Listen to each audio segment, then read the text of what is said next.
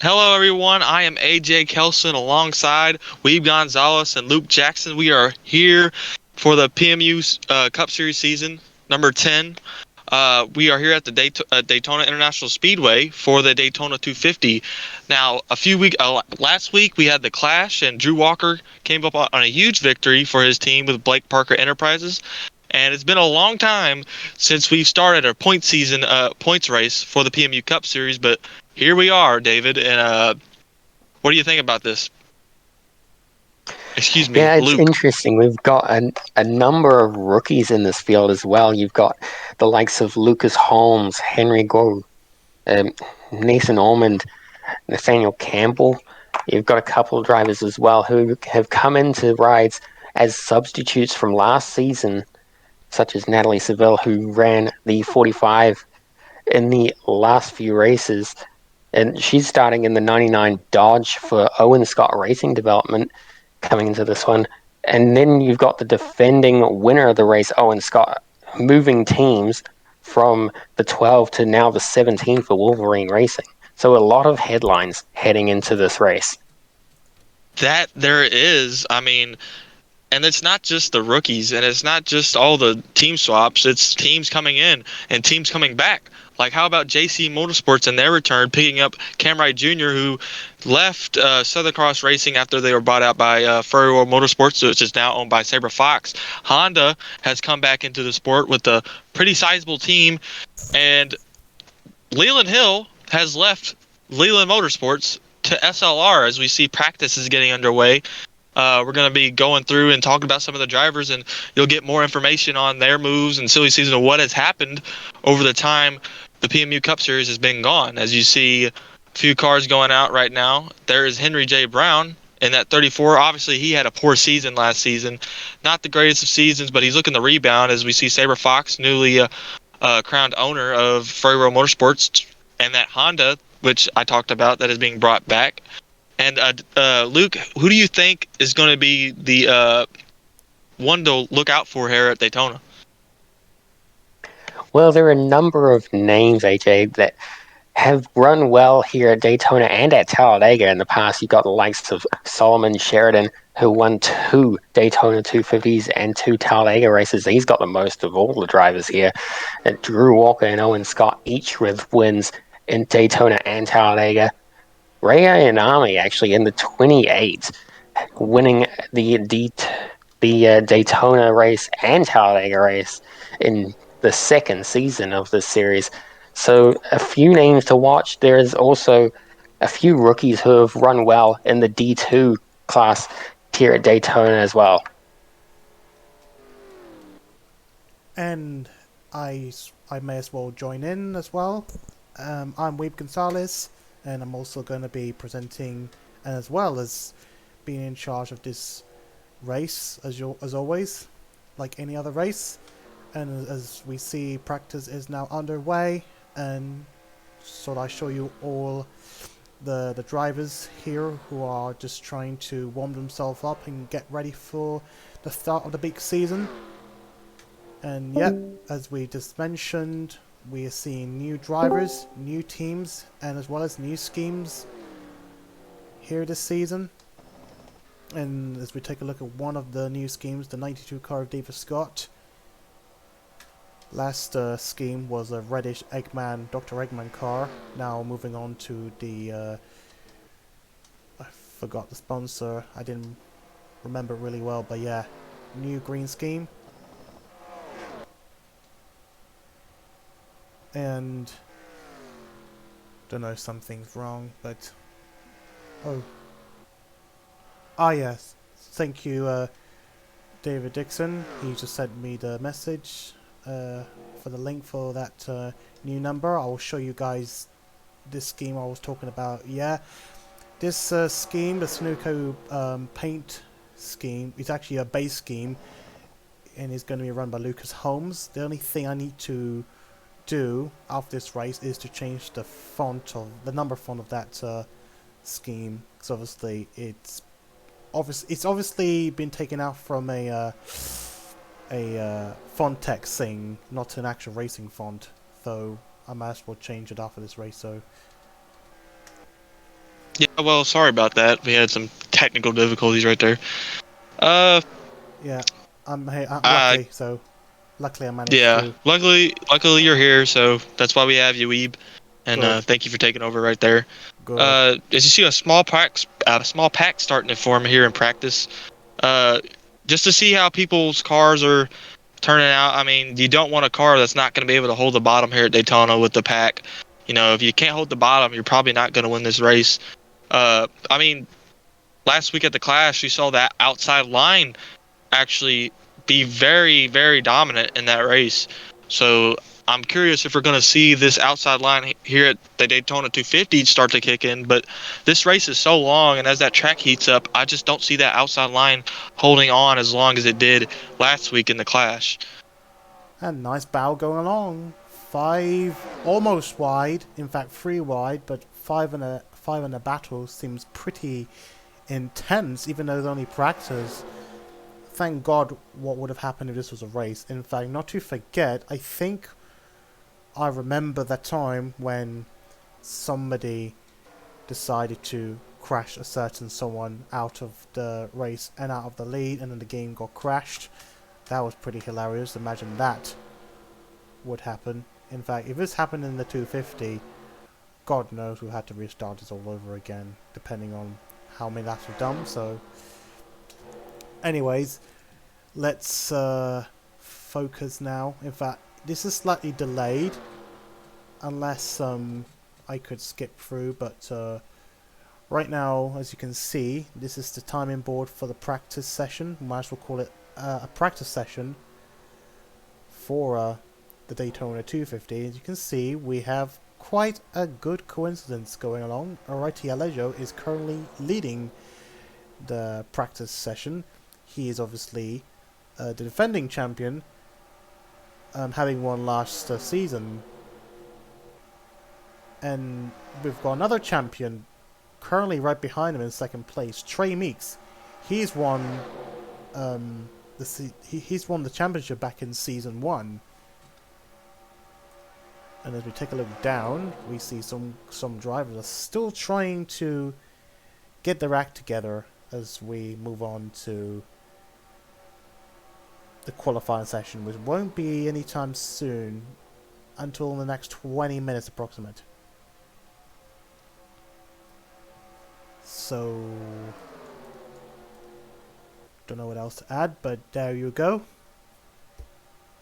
Flunder Wilson now up in first place, even though it's only slightly delayed, but who knows? I'll just keep it that way for the time being.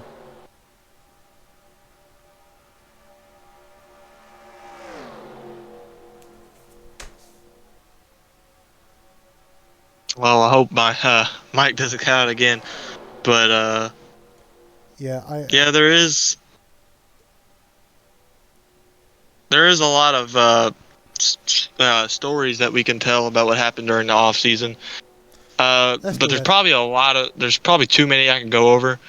Like obviously JC Motorsports returning, Leland Hill going over to SLR, uh, Trason Meeks and Cam Wright Sr. going over to Leland Motorsports, and other things like that. Damn it. Pardon me. Yeah, I almost screwed up, so... Anyways, what else? Yeah. Here's a good one. Let's find Dylan Hayden in the 48 car. Let me get this done and over. There you go. So as you can see, Dylan Hayden is one of the drivers to move teams. I think for the first time since season 4, I think, or season 5. Well, Maybe season technically 6. he hasn't moved teams, but the team has rebranded to something totally different now. Magical It's Line Racing. Magical Line Racing, but still running the same number, same manufacturer. A different primary sponsor on this car today. We've got Whoa! SRNN on board. Whoa. Let's go on board the SRN because I think it sounds pretty cool for it to see this nice looking logo at the front of the car, and a bit of like an onboard test just to test our volume and all that. So I think it's all looking good. Yeah, as we're looking towards the back of Natalie Seville in the number 99, Owen Scott Racing Development Sheets and STX Dodge. And there's that Mopar scheme, Bradley Room over there. You can Yeah, see on the right side, and a brand new anime scheme that is Henry Guo in the 51 car. No, that's Aris Yuiko. Why do I get things wrong? Yuiko in their 51 car. And there's Henry Guo over there up front. Speaking of this, and just also about to do something as well, to test something. There you go. Actually, as a correction, it's Eris Yuko and Henry Guo. But that is also another move. The CTM camp let go of Jack Halleck after some issues and picked up Henry Guo, the rookie. And we're going to have to see how he performs. I mean, this car was one of the most dominant cars we've ever seen in the PMU Cup Series, period.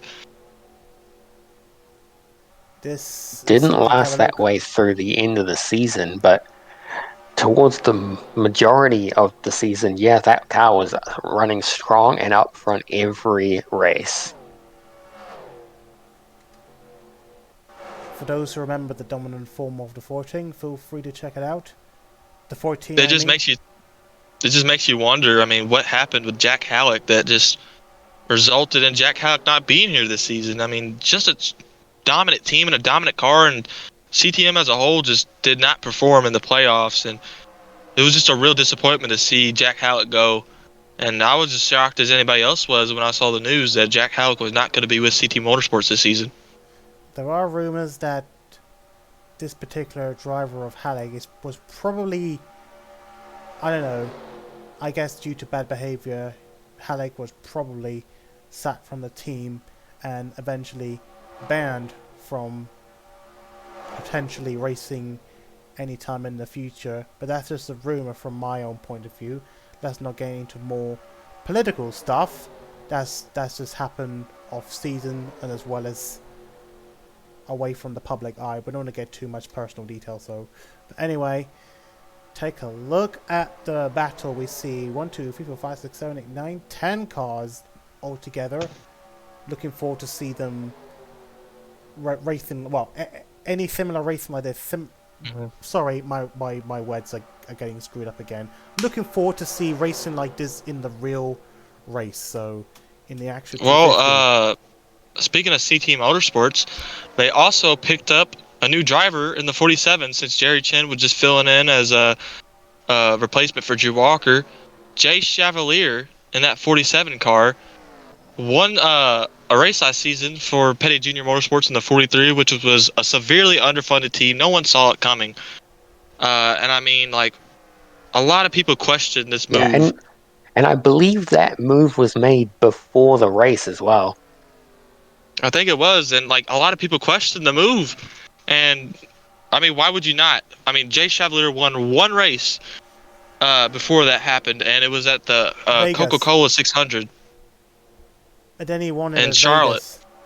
and then he won Vegas with the 43 and passed Leland Hill to do it. And Leland Hill is one of the best drivers you'll see at Las Vegas. So Shock putting win. him in this 47 car, he had a strong showing at the Clash, was one of the dominant cars, but unfortunately fell back at the end. I say watch out for him today. And let's take a look Yeah, at Taro Lowell. absolutely.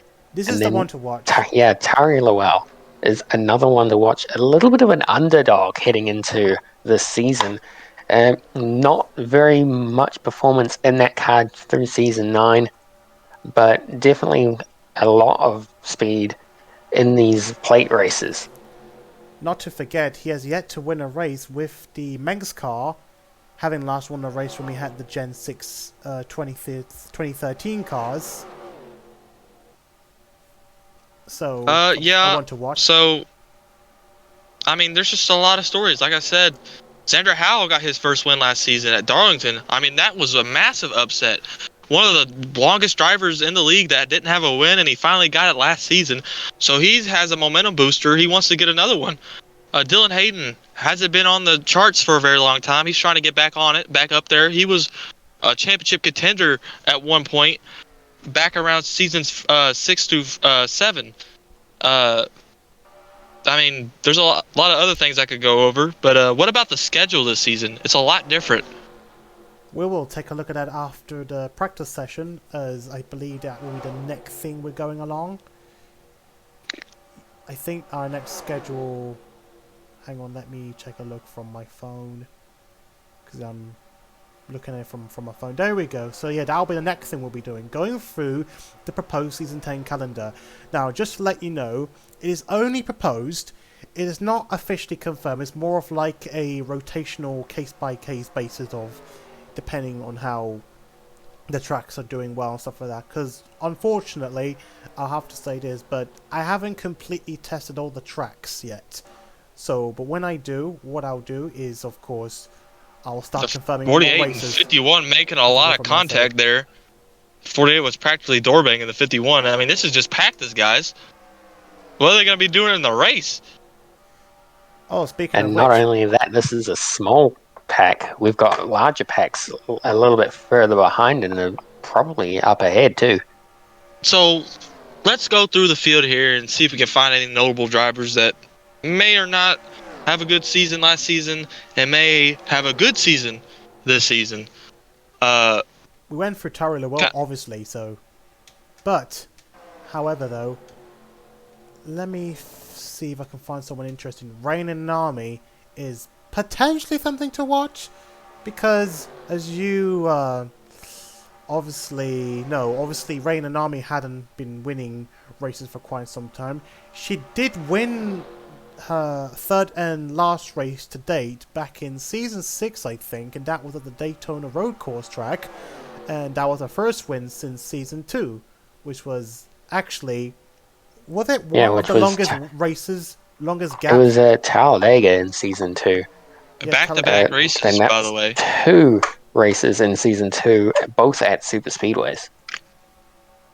But the latter one, Adega, was a controversial one for obvious reasons. We know Ray and Nami can get it done here, but maybe with that support from Leland Hill and the funds he's bringing, the SR team can come back and, get up the championship for them like they were in season 5. We haven't seen that in ages from them.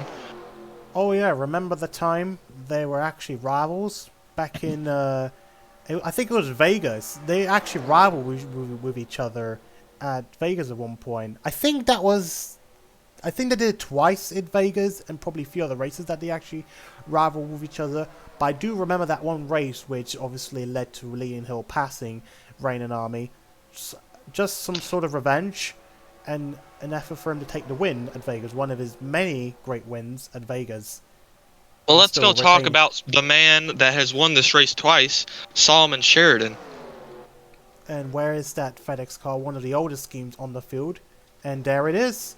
The 11 car. There he is right there. The man himself has won 4 of these plate races, 2 at Talladega, 2 here at Daytona, and 2 here specifically in the Daytona 250. Now, this is his last season in a Cup car, as far as we know. He has confirmed that he will be going over to IndyCar to kickstart CT Motorsports' little campaign in IndyCar. So we're going to see how that goes for them. And hopefully Sheridan can go out with a bang here. The former champion and the former 2-time Daytona 250 champion, looking to get his 3rd. Do you think he can get it done today? That is potential. Absolutely, there is a high chance he will be able to stay up at near the front. And trying to come off of a disappointing playoff run, being locked out of the round of 8 after the Charlotte Coke 600 race, ending up 10th in points. It should be a strong showing here today. It was a disappointing playoffs, like you said. I mean, he was leading that Coca-Cola 600 when he blew up. So it wasn't his fault that he got put out of that race. It was just a mechanical failure, and you hate to see that. And Sheridan certainly knows about mechanical failures since he blew up at Auto Club during one of the Championship 4 races. I mean, it's just heartbreak lately for Solomon Sheridan, and he can't seem to get out of that heartbreak.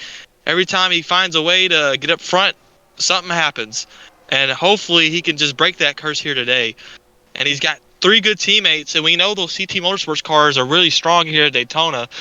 But it's just a matter of if he's lucky enough. Honestly, that's what I think it comes down to for Solomon Sheridan. Very Yeah, interesting. and with 4 wins last season, he's got some stuff going for him.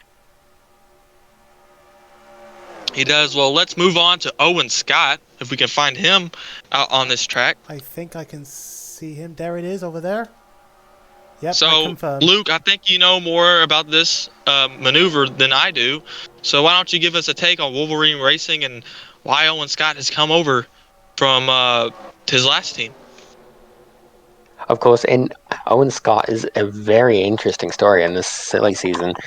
Coming over from the All-American Racing number 12, he's got his own team now with Dodge running 2 cars, that being the 99 of Natalie Seville and the 80 of Dark Rain. He's got his backing from Ally and Peacock for this number 17 car for Wolverine Racing. Now, this move happened after a little bit of controversy with maybe his brother being involved with the Blake Parker team. And yeah, so he's jumped ship to a new team, an affiliate of CT Motorsports. And this 3rd car opened up as well at that team. He obviously got the 17. Yeah, so there are a few moves in that organization that have been popping up as well. Yep. Well, we can't talk about the new season without talking about last season champion who is in this pack, Already Alejo. I mean, one of the most underdog drivers in this Cup Series. And, I mean, Alejo, I was not expecting him to win the championship last season. I really was not.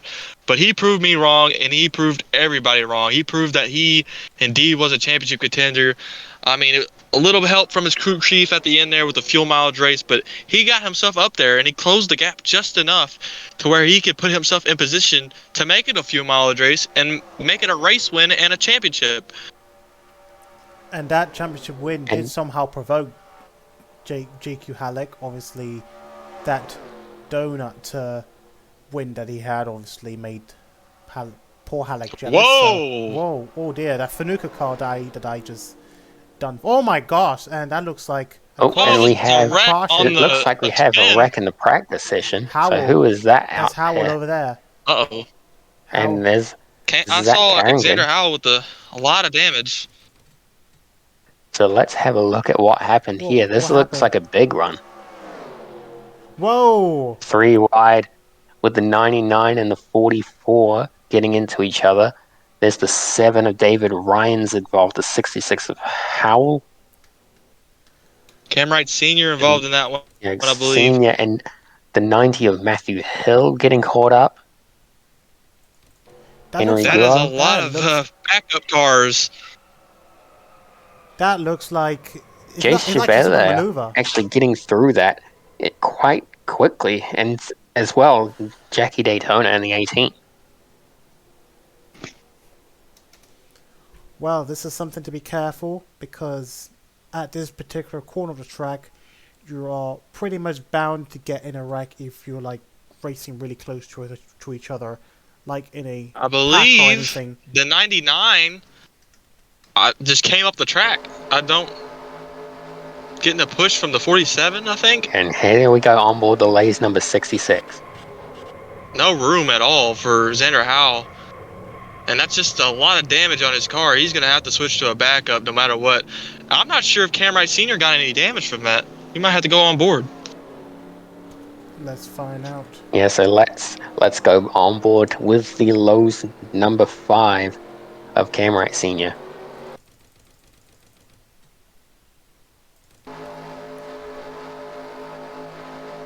See, Senior gonna see the record Yeah, from so him. just Gonna check getting a up. little bit Oh my tight of that God. corner.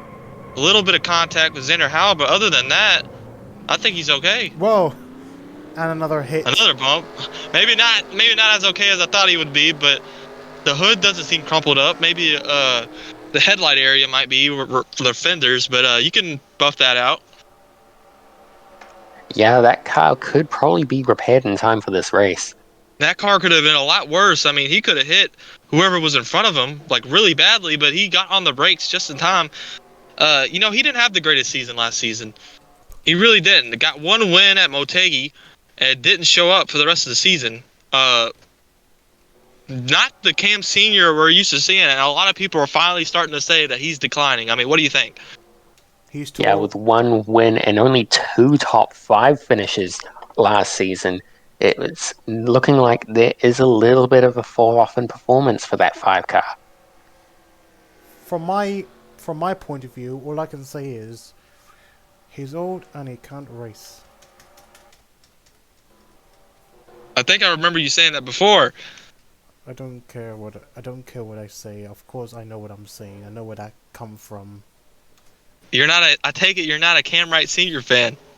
I mean, he's old, so one day he'll retire. So, and you can see right now that is Well, it. Looks like for the rest of the session we won't be seeing more of the number 5 car. So, Well, let's not talk about Senior. Let's talk about Junior and his journey to the path of season 10. If he's still on the track, where the heck he is might he? have got off the track.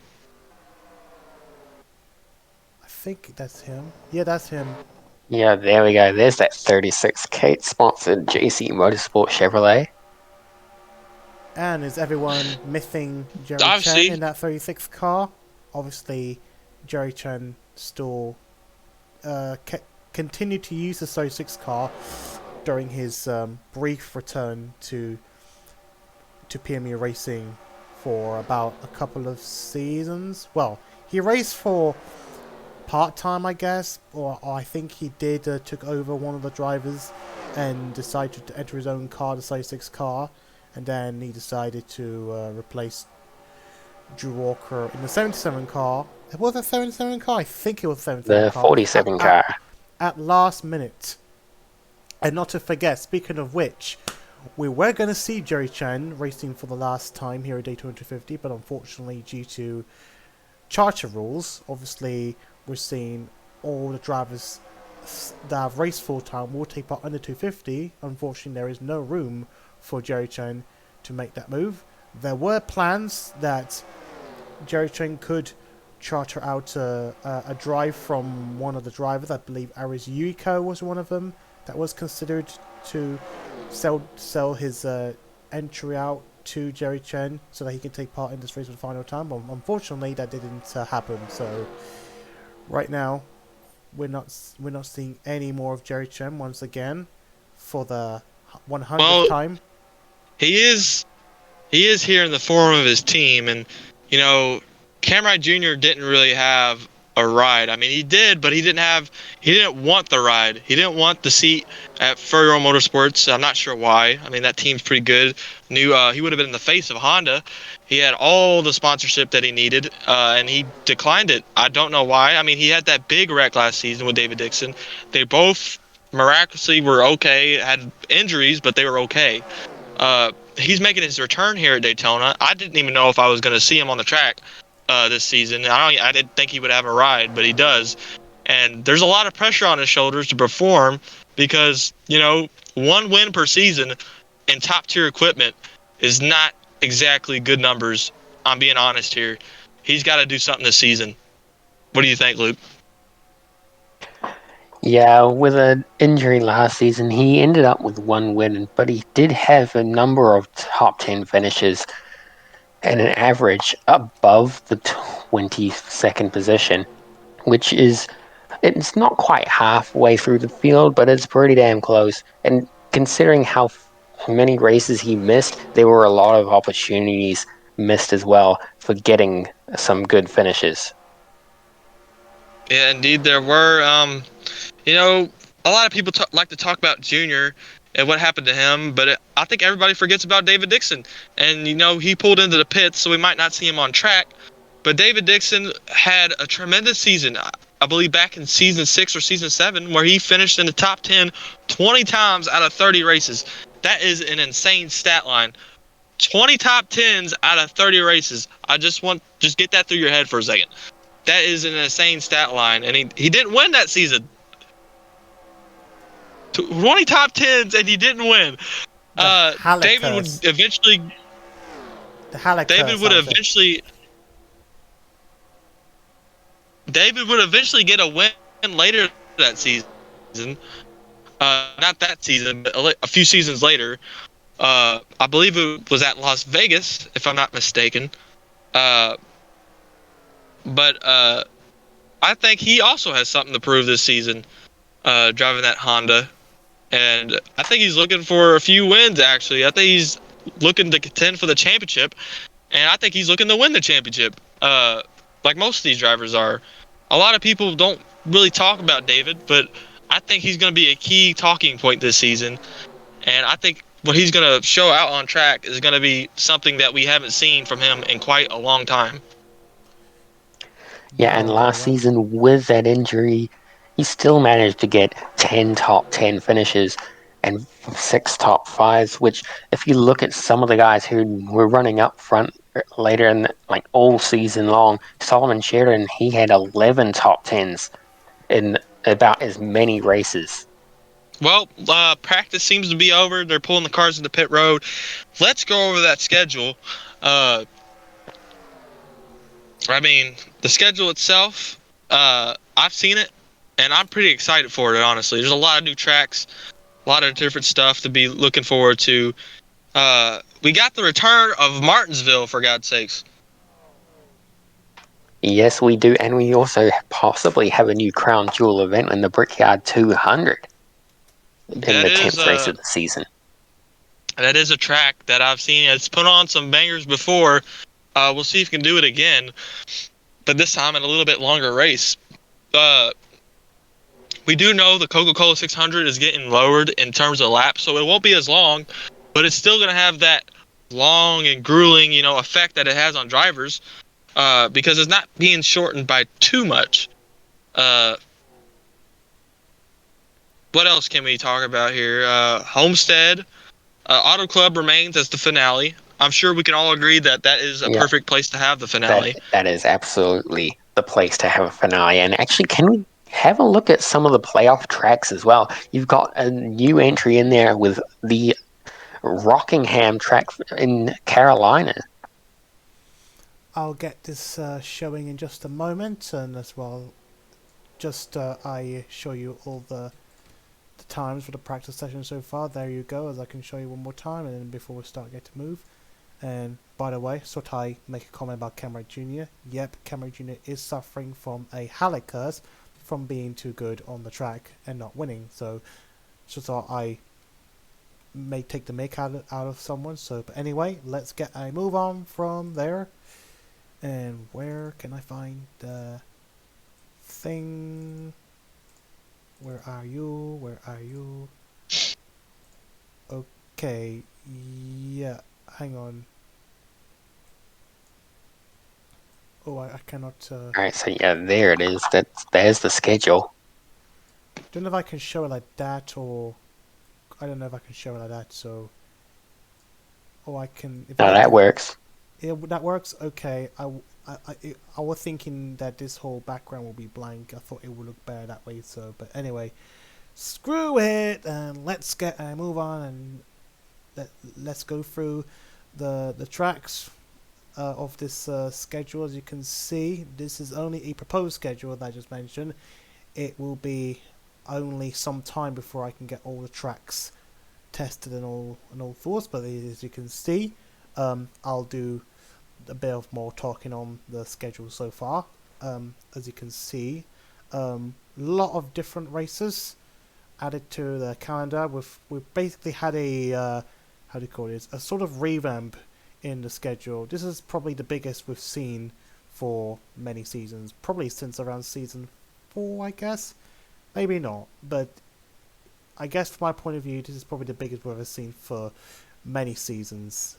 So, as you can see, we are having a different structure in terms of races. As you can see, that Daytona 250 will be the only race that is not 25% race distance, not normal race distance, whilst the rest will, of course, be normal race distance. That means no more Coca-Cola Charlotte race. As you can see, it will still be here this season, but it won't be the 600 mile lap race or the 200 to 300 lap. I don't know.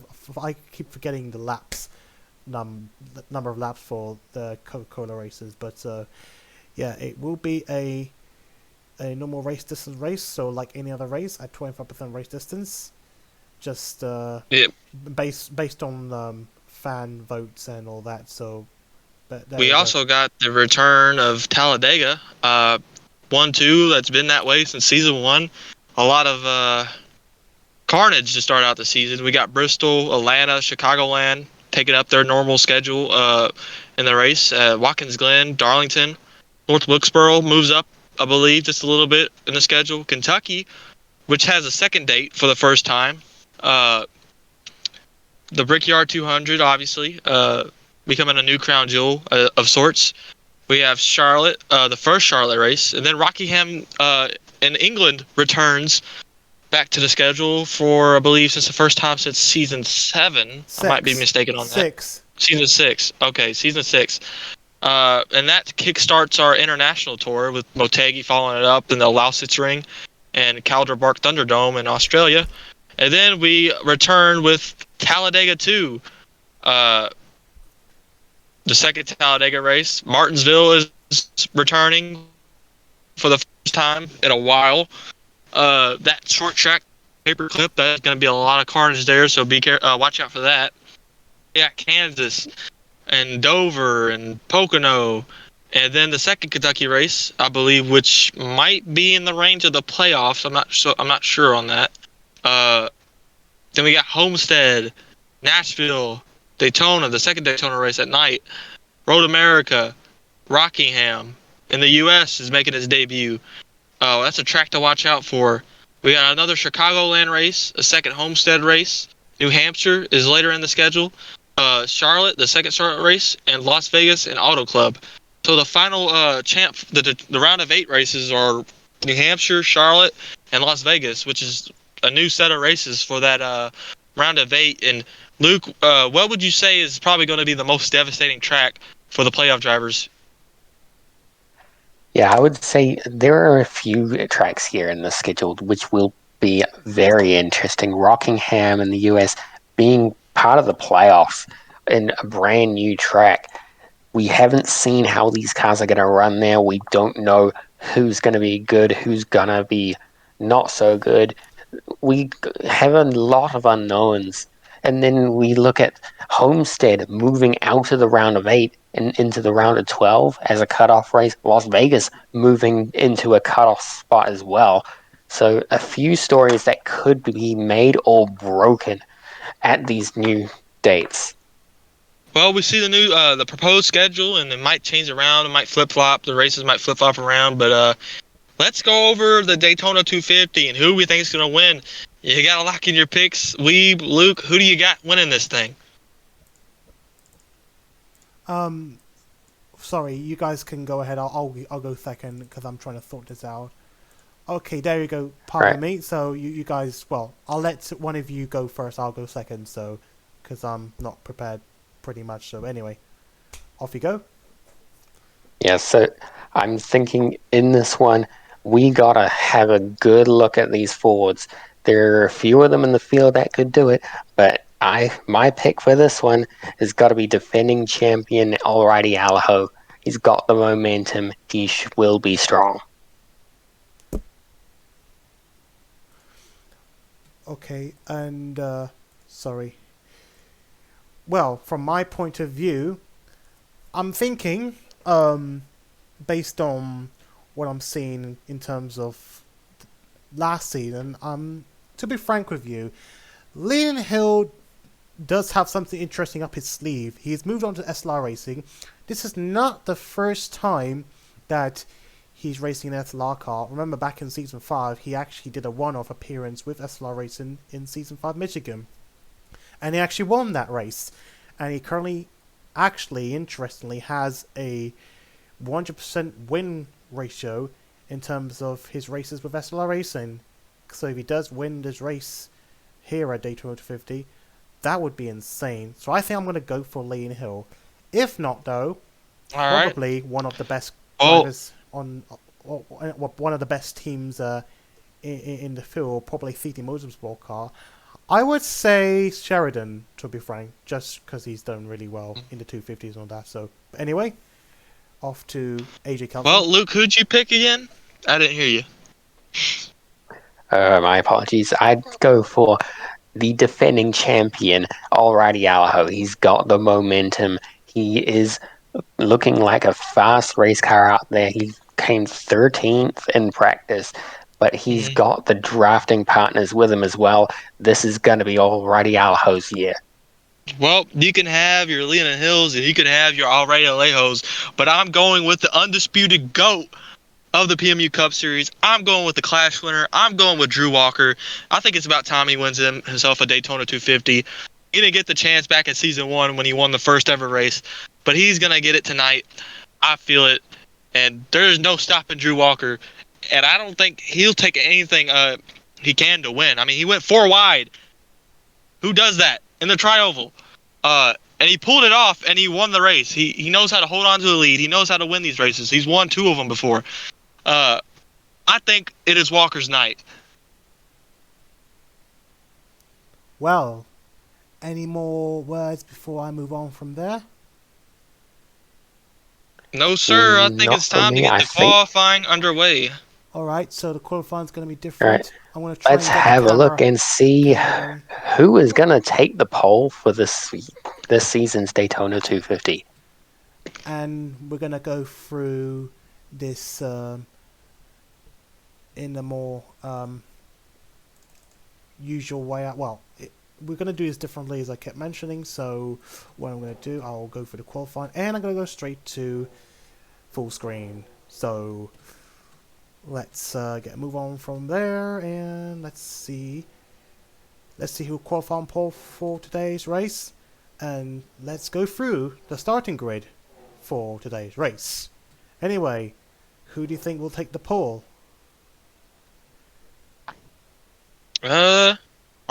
Honestly, I saw fast. I think, honestly, hear me out. I think Misa's going to get the pole here. Okay. And who else? Dixon. Yeah, for me, I'd say, yeah, Meeks is good, but in qualifying, I'm going to go with the JCM number 36, Cam Wright Jr. All right. So Well, believe it or not, qualifying is important here. You might want to be up front to avoid the big one, but then again, the big one can always find you. But we're going to have to see how it unfolds. Who's going to get the pole here at the Daytona 250? pardon me. Owen Scott wins the pole, the defending champion. Well, David, Luke, your pick's next to mine. So that's going to be a battle. That's going to be a fun one. Two former PMU Cup Series champions side by side. Both have won this race. Then you got behind them in row two, Jace Chevalier in that 83. No, Let's do so it. that will be Oh, Zachary VK in the 83, the rookie starting third. And fourth will be Jace Chevalier in the Aces, number 47. In row three, on the inside, is the number 11 of Solomon Sheridan. On the outside, Leland Hill in the Loves 54 SLR Ford. In row four, you've got the number 40 Realtree Dodge of Bradley Ream. And on the outside of him, the 21 of Roberto Crown Jr. in that beautiful Blade Burst Chevrolet. And rounding out your top 10 is the 25 Peugeot Chevrolet of Aaron Thiel, another rookie in this field. And then the 71 rounds out your top 10, Nathan Ormond in the NOS Energy Drink Wolverine Racing Chevrolet. Uh-oh. I don't think you want to see these two side by side after what happened last time. You got Cam Wright Jr. in that JCM 36 Kate Chevrolet and the 45 of David Dixon in the DHL Honda.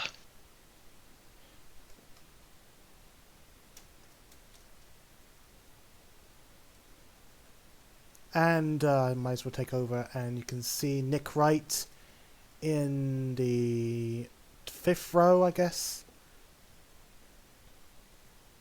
I think we're having technical difficulties, so I might as I'll well be take over. starting 13th. 13, 14, 15th. So Nick Wright in 15th. 13th. 13th, pardon me. In the 95 Menard scheme, alongside Riley Hill in 14th. And in the 15th and 16th spots, Terry Lowell in the 9 car, and Saber Fox in the 87 Trevor car, in the Honda car. And on 15th and 16th, the number 7 car of David Ryan's, and that nice flashy looking pink scheme. Have we ever seen a pink car race in PMU Cup Series before? Maybe. I believe we have with Trayshawn Meeks. Ah, yes. We had purple cars, but not actual pink cars, I suppose. But I had a feeling we had pink cars raced in PMU Cup racing before, so... And alongside is Davis Scott. I think I said this the right order. Yeah, Davis Scott. 15th and 16th, 17th, 18th, sorry. 18th and 19th. Arish Rico, one of the rookies, and Philly Hill, formerly known as Lane Hill Jr. We actually didn't talk about it. But yeah, just to remind you all, Philly Hill, Lane Hill Jr. is now called Philly Hill. For some reason. Presumably wants to rename himself. 20th, 21st and 22nd spots goes to Jackie Daytona. No, Trey Mix, sorry. Trey Mix in the 19 car. And in the 66 car and in 22nd place, Sandra Howell. And in 23rd and 24th, look at that on the 23rd car we have the reigning champion and it is Alrighty Alejo in the number 4 car, and alongside him is Natalie Seville. 25th and 26th, did I say it right? If I did, I might as well continue from there. Take a look at that Arrow McLaren car in 25th place. That is driven by Blake Parker in the O2 car, and in 26th place is Olivia Reynolds in the 88 car. 27th and 28th. In the 80 car is Dark Rain, the 80 Buffalo Wild Wings car, and on 20th place is Zach Carrington in the 44 car. Just a reminder, he is formerly known as Zach Campbell. 29th and 30th. On 29th is Matthew Hill in the 90 car and Cam Rice Sr. in the 5 car. 31st and 32nd, I think I said it correctly. Nick Turner in the 75 car and Nathaniel Campbell in the 78 car. Don't know if anyone want to say anything else as I keep going through and rolling down the grid. 33rd and 34th, we have Lucas Holmes in that 09 car, and I think that's forgot his flipping name. Yeah, that'll be Eddie Flores Jr. in the Camping World RV and Outdoors number 12. I'm so used to him being in 24. Yeah, his new number, different number than last season. We got Flandre Wilson in the 23 on the inside, and Henry Guo, the rookie, in the 14. And I think we're on. And then we have 38th. Tari Lowell and Ryan Jackie Anami. Daytona. No, that would be Ray Ryan Ayanami in the number 28 Coke Vanilla Ford. Only outside of them is the 18 of Jackie Daytona. My bad. They're practically twins at this point. There is Dylan Hayden in the SRNN car. Yep, I pronounced it better. And the 48 car, and then alongside the 48 car is Henry J. Brown in the 34 car, the bad luck driver. No offense. And in the last row, we see, oh my god, 2 RSIE cars. How unpeculiar. They're going to share the last row. Dex Mizaki in the 41st in the 27 car, Speed Racer car, and Aditya Baggers in the Lucky Star 26 car will start in last place. And there you go. Let's make a move on from there. No way. Are there 2 RSIE cars in the last row? Oh my goodness. I just mentioned that. Yes, they are. I did. I was looking away. I was eating my McDonald's, and I just look back and I see down on pit road that the 2 RSE cars are next to each other. I can't believe they qualified last. Oh my goodness. McDonald's. It doesn't appear that it's gonna be a good. It doesn't appear there's gonna be a good season for those 2. But hey, starting in the back might be a good thing. Well, yeah, who knows what's going to happen out in the front. The cars further back could be able to hold back and avoid those big wrecks. Well, let's all put a number out on when the first caution is going to happen and how many cautions will there be. I'm going to say there's going to be 4 cautions, and I think it's going to come on lap 7. Yeah, I'm going to go a little bit later and go with maybe lap 12. And I'm thinking we might see 3 or 4. All right, Weeb, how many cautions and when's the first caution going to come out? I bet to say, based on my testing, well, I did a few testing stuff and all that here at this track, but I'm probably going to say nowhere later than lap 20. I would guarantee there'll be a big wreck at first due to the amount of cars bunching up during the early stages of the race. It'll happen. It'll likely happen. How many cautions? How many cautions you thinking, Weeb?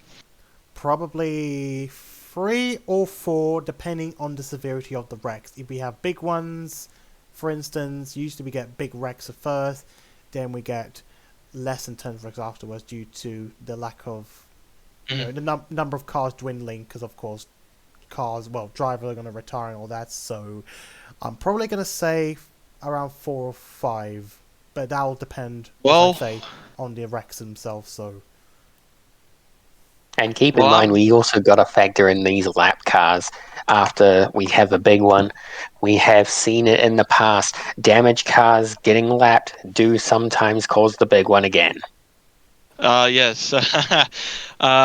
We've seen that quite a few times, but man, I'm excited for this. I'm ready. Let's hope I don't botch any more names. It's been a while since I've seen this field. I haven't done my homework. It's my bad, my fault. But this crowd's pumped, and I'm sure the drivers are too. Let's head down trackside for the command, and let's get these engines rolling. we'll do the command in a moment. Just so that I mention, of course, you're probably not the only one who have botched commentary. I often have botched commentary. I always get on with it. I'm unprepared and all that. So, just a reminder. Now let's get a move on. This is what I'm gonna usually do.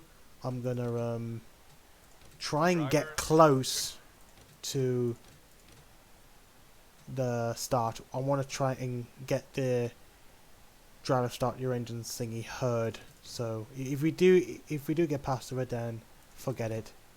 We'll just probably do it the other way around. So but anyway, here we go. In the next few seconds, we're gonna hear the words in motor racing. Drivers, start your engines! And away we go as all the cars are starting to rev their engines up and ready to go.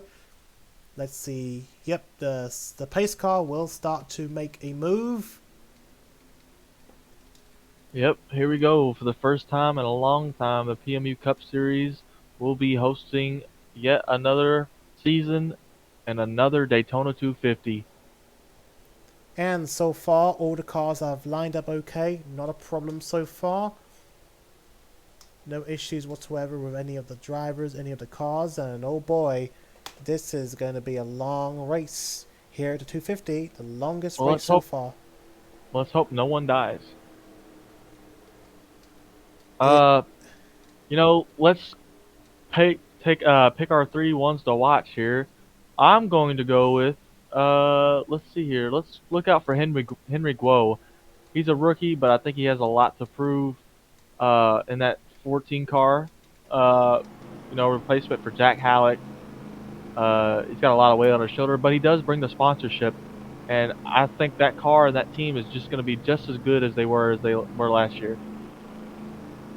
Another one you can watch out for will be Tari Lowell in that 9 car. Got a lot of support from Leland Hill over from SLR, and he has won this race before, a few races before here, not at Daytona specifically, but he has won a few races, and he's looking to get back on the win column. And last but not least, we can look out for Cam Wright Jr., who is returning for injury, and he's looking to make an impact, and a good impact, and certainly not an impact with the wall here today. So let's head back up front to our front row starters.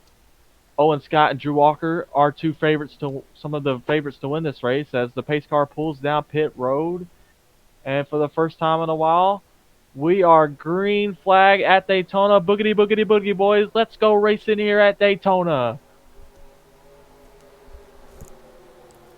I'm just Terrible worried. start I'm just worried. on that outside line for Drew Walker. Owen Scott got a great push from that 83 car.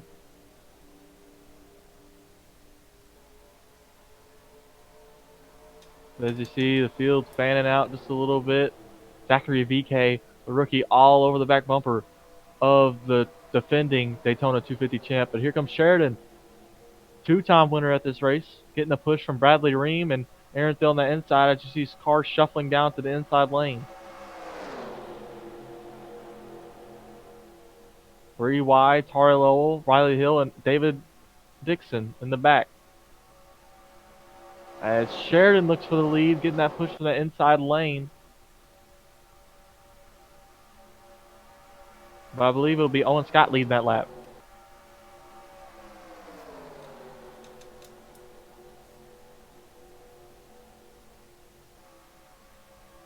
Right, Junior making it 3 wide, not afraid to dice it up here in the pack. The outside lane doesn't seem to be as strong as it was in the Clash. But Sheridan going up to block it as they're 3 wide. Junior taking all the momentum from the bottom and using it while he can as Sheridan barely clears. Bradley Ream can't get down. Junior gets too big of a run, being pushed by that 71 of Nathan Orman. Back around to lead the second lap, Solomon Sheridan. The field starts to go 3 wide behind him.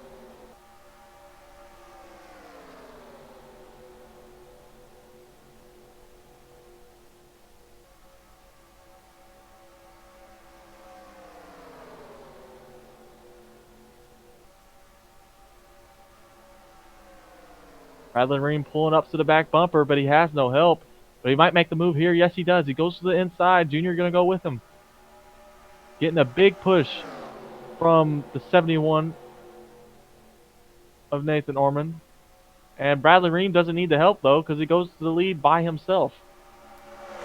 That single Railfan Motorsports car to the lead here at Daytona. Sheridan trying to fight back on the outside, being pushed by Aaron Thiel in that 25. No, Thiel's going to go to the middle. He's going to abandon Sheridan as Junior looks for the lead. All the momentum on that inside lane right now, as the outside cannot get formed up. Roberto Crown Jr. going to let Jay Chevalier back in the middle. Could have been 4 wide, but Roberto Crown Jr. thought better of it.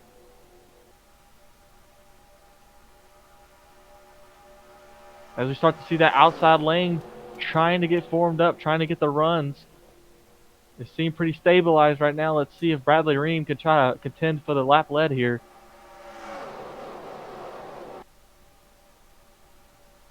And he gets a good push. I'm not sure it's going to be enough.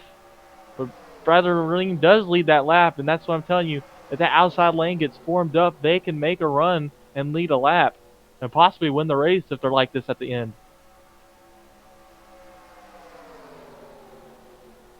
Luke, what do you got on some of these drivers here early on?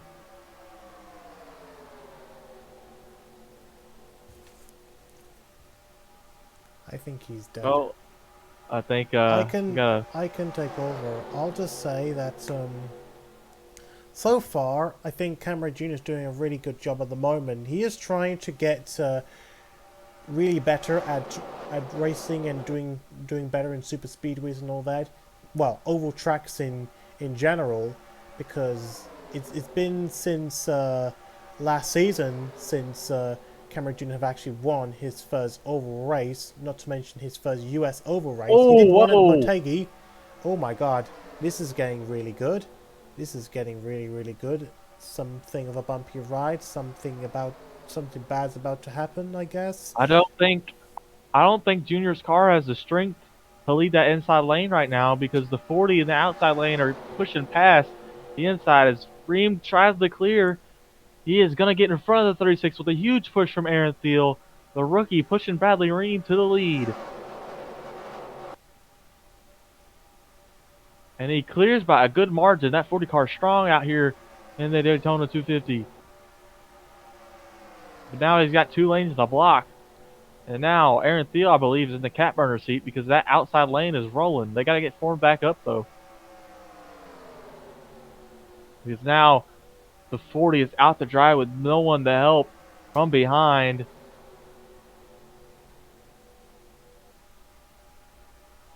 The 3rd lane starting to get formed up on that bottom.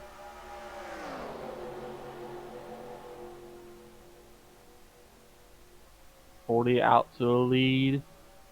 Going to keep it. Maintaining that lead. Bradley Ream starting to log up laps. He leads lap number 7. Look at how aggressive the Railfan Motorsport car is. The sole Railfan car on the field. They didn't have a great season last season, but they had one car contending for the championship. Now Trayshawn Meekson was in position to win it until fuel mileage struck. Right now, single car organization, Bradley Ream never had the best of cars, but now maybe he can focus on himself a little bit now that he doesn't have to worry about 3 other cars with on the field with him. And right behind him, Cameron Jr. is still holding on right there. This is getting a bit different compared to the last race here at the Daytona 250. They haven't really swapped positions this much. And Cameron Jr. is still holding on to 2nd place at the moment.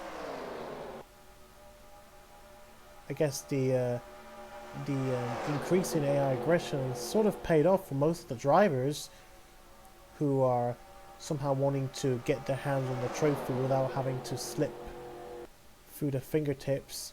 Yeah, but it's good if you want to be patient. Uh-oh, here comes Nicklaus Wright making a move finally. The 71 of Nathan Ormond, he's had enough of that. As Tyler Lowell is going to go with him. As now the field starts to shuffle out. Look at David Scott through the middle. Wright Jr. about to get a push from his cousin from behind here. Unless Nicklaus is going to ditch his, the 36. He wants to go to the front. He knows that 36 is slow, but he'll pinch in the 36 in the tri-oval. As Bradley Ream has a huge lead from all this battling. I mean, they're 3 wide everywhere. Lowell looking lower, trying to give that push to that 95.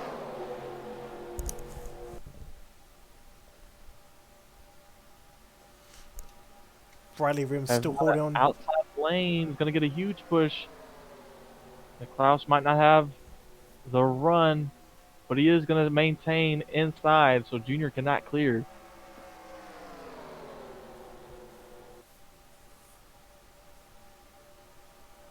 Right now, they just need to get formed up, and they can pass this leader, but they're just battling so much.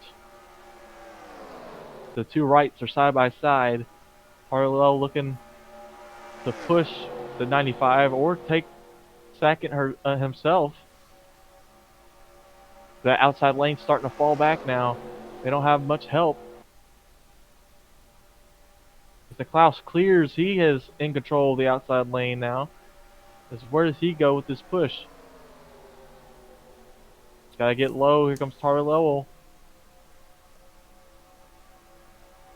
95 now looking to get some help to pass the 40 who's been up front for quite a while now. The front 3 start to single file out.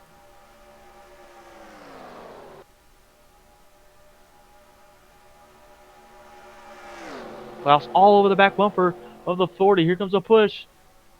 No, he's going to go low. Lowell's going to go with right on the bottom.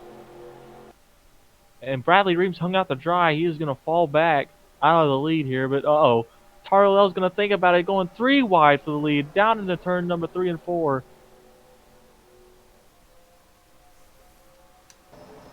Look at that move right there by the 9 car. As David Ryans, I believe, is at 7. Pushing the 9 to the lead. To the lead, Tara Lowell. Here in the Daytona 250. Cross right getting a huge run, getting a huge push from that 40 car. On that outside lane. But Lowell's clear, but here comes the 7. That's now the lead. Start to shuffle out. That's what happens when you have a dominant car that's up there. Then everything starts to change once they get past. Everyone's aggressive. Blake Parker leading that inside lane. Alejo's up here. As the 7 looking to get a push from the 19, trying to get to the lead, trying to get a lap lead. I don't think he will. It might be low this time. No, it was the 7 that led that lap, I think. No, it was the 9. The 9 did lead that lap from the outside lane. I just see these 2 lines starting to stabilize once again. It's going to be very hard for that inside line to clear the outside lane unless something happens. Blake Parker slowly working his way through the pack.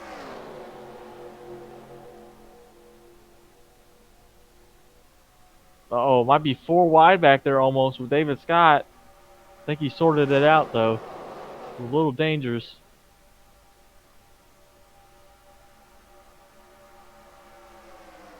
Parallel clear of the inside lane.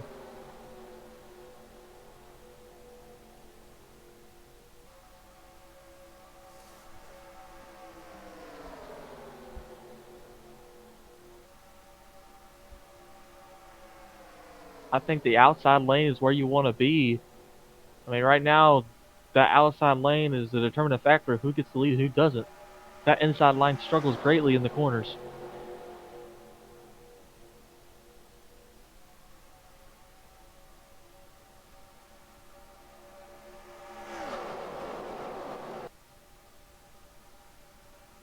Lowell now starting to lead laps.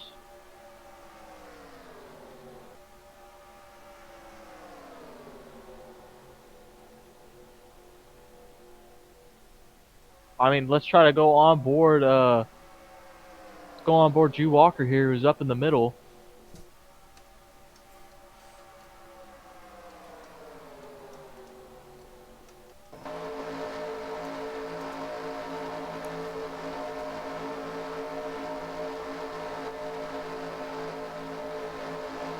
I mean, you could just see the mess he's in, the hornet's nest they got back there as they start to double file out, but he is 3 wide still. He is in what they call the sucker hole, and he's going to fall back through the pack more than likely. The middle lane is not where you want to be. You want to be on the outside or the inside, preferably the outside lane. But right now he can't get to either. He's stuck in the middle. As the Klaus might be looking for the lead here on the backstretch.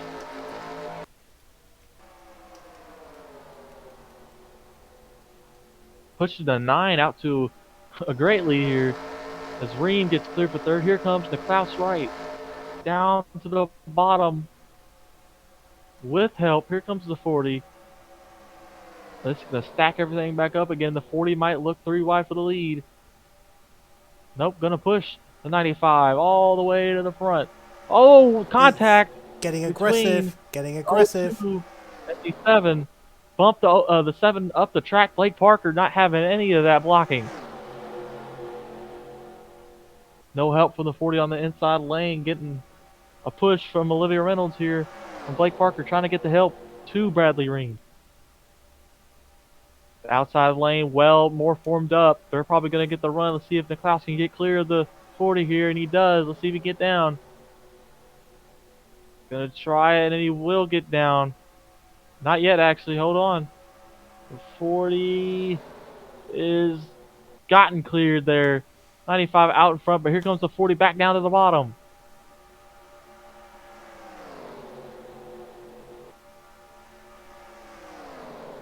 Klaus switching lanes back and forth to the outside, to the bottom. He's blocking both. As now the 40 gets to the inside. But no help once again on that inside lane.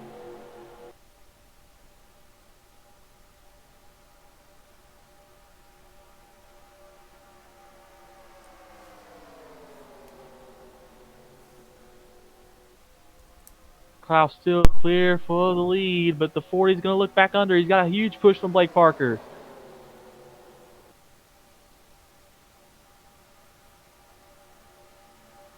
Uh-oh, thinking about 4 wide in the back. They block it off, luckily. It was a little dangerous from Ray Anami, I believe, was the one who thought about it. And now the 40 starting to get pushed out in the front, but it's going to change here on the back straightaway. That 95 is going to get a huge push from the 9 and everybody on the outside lane.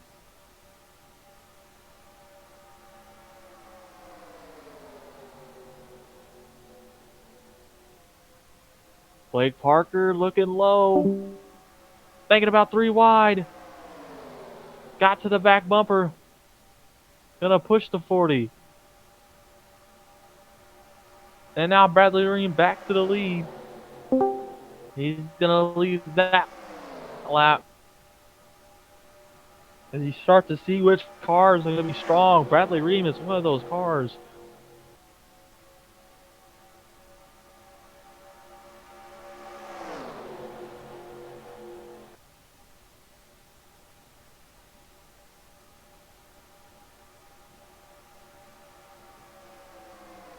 Uh-oh. Blake Parker peeking low, 3 wide for the lead, but the 40's gonna block it off.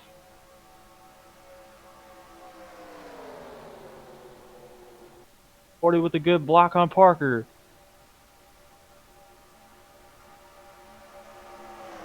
Gonna maintain the lead for now, but Nicklaus trying to battle back on the outside lane.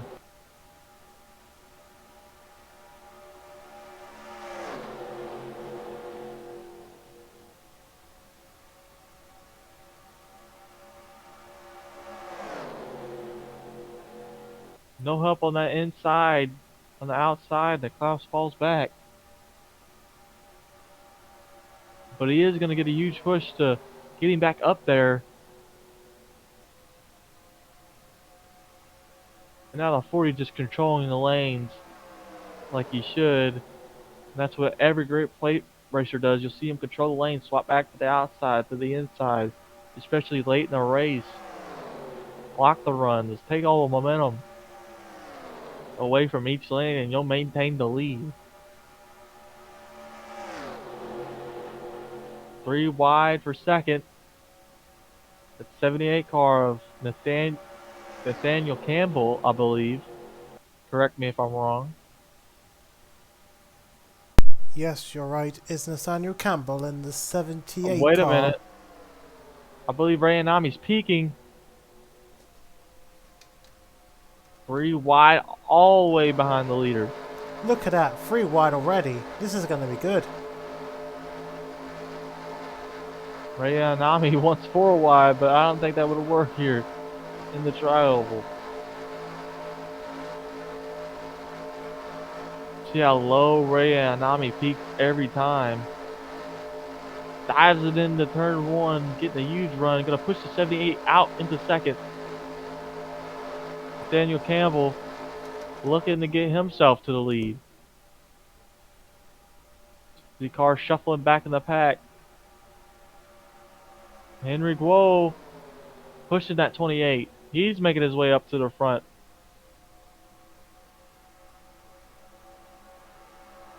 And look at the car sliding around on the top side as the Klaus Freight's falling back on that outside lane. Bradley Green continues to lead here. He's been the dominant car of the day. As we're around 1/4 of the way through once this lap is over with. Henry Guo sends it in on the 28. He's going to get to the bottom. No help for Nathaniel Campbell for now, but he's got 3 lanes to pick from. Who's going to give him the push?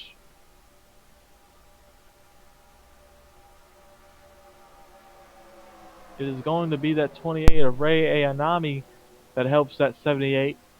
14 not getting any runs to get up there on the back straightaway.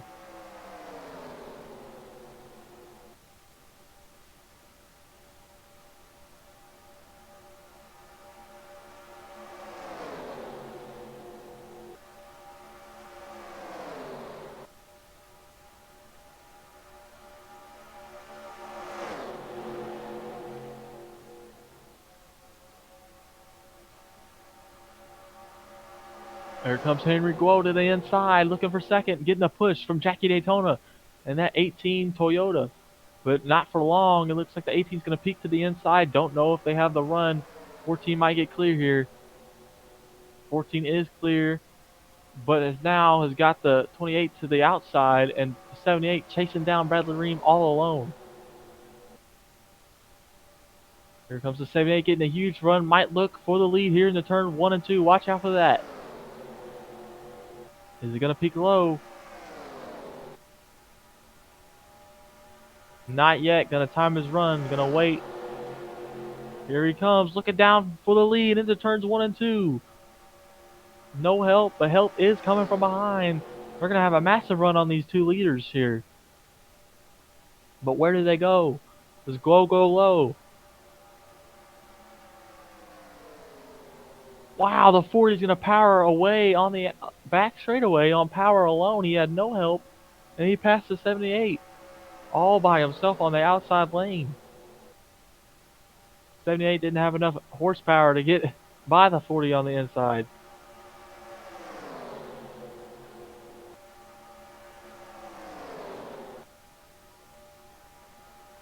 Whoa, now in that CT Motorsports Chevrolet, the iRacing Chevrolet, trying to get to second. Someone has to pass this 40 car. The 40 car is going to be up here all day, I can promise you that.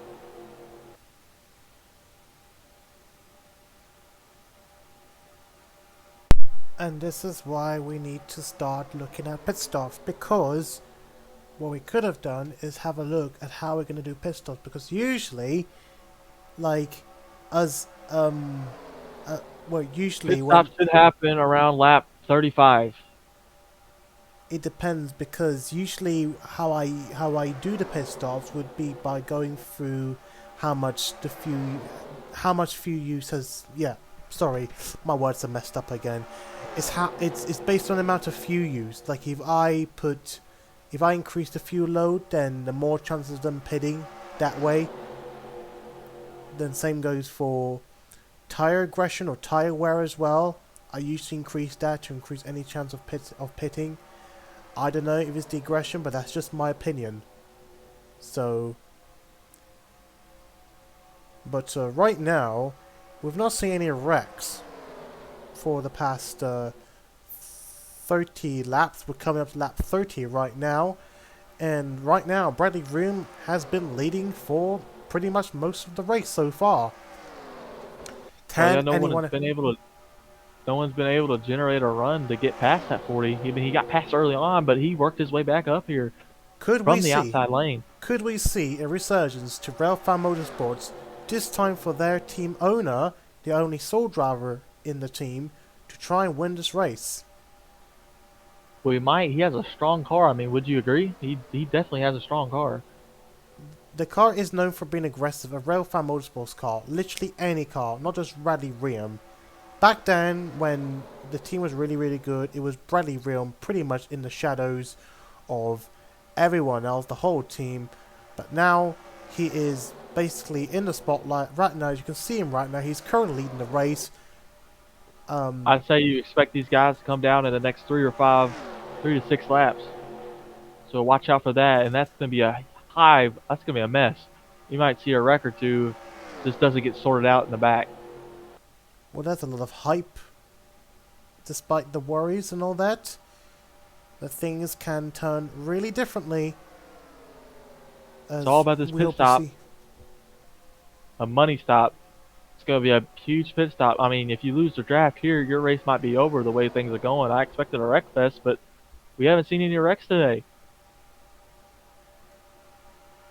It is going to be a close, well, how to put this? It is going to be a close to a clean race, depending on how they perform. Maybe they just have really good luck that they haven't even wrecked yet. So I guess if they continue their own luck, then this could mean, I don't know. I'm just thinking, with their pure luck, they might not be able to wreck. And I don't know what... Sorry, I just yawned. I don't know what Mr. David Dixon is up to right now, because he's currently not responsive to us, so I guess something Here we go, pit happened. stops Here in we the go. back. Let's see who's coming in. Oh, look at those Pit time. four. Vander Howell, Nathan Norman. Owen Scott, Bagus, and Ormond. Have That's all a small pack of pitting. cars. So they gotta Four be guys. working together here if they want to stay in the draft. Let's head back to the pack. Head back to the front. Could And you see this those guys change lost the the way? draft, so they gotta pit now. I'd say those guys in the back, they got slowed down by the pitters. It'll be funny if someone actually gets wrecked. If someone actually get wrecked while We're- staying out of pit stop. Bradley Vroom pits. Here we Here go. comes down pit road. And a lot of cars come down pit road. Sheridan's one of them. All in the Burkhart leader. Jr.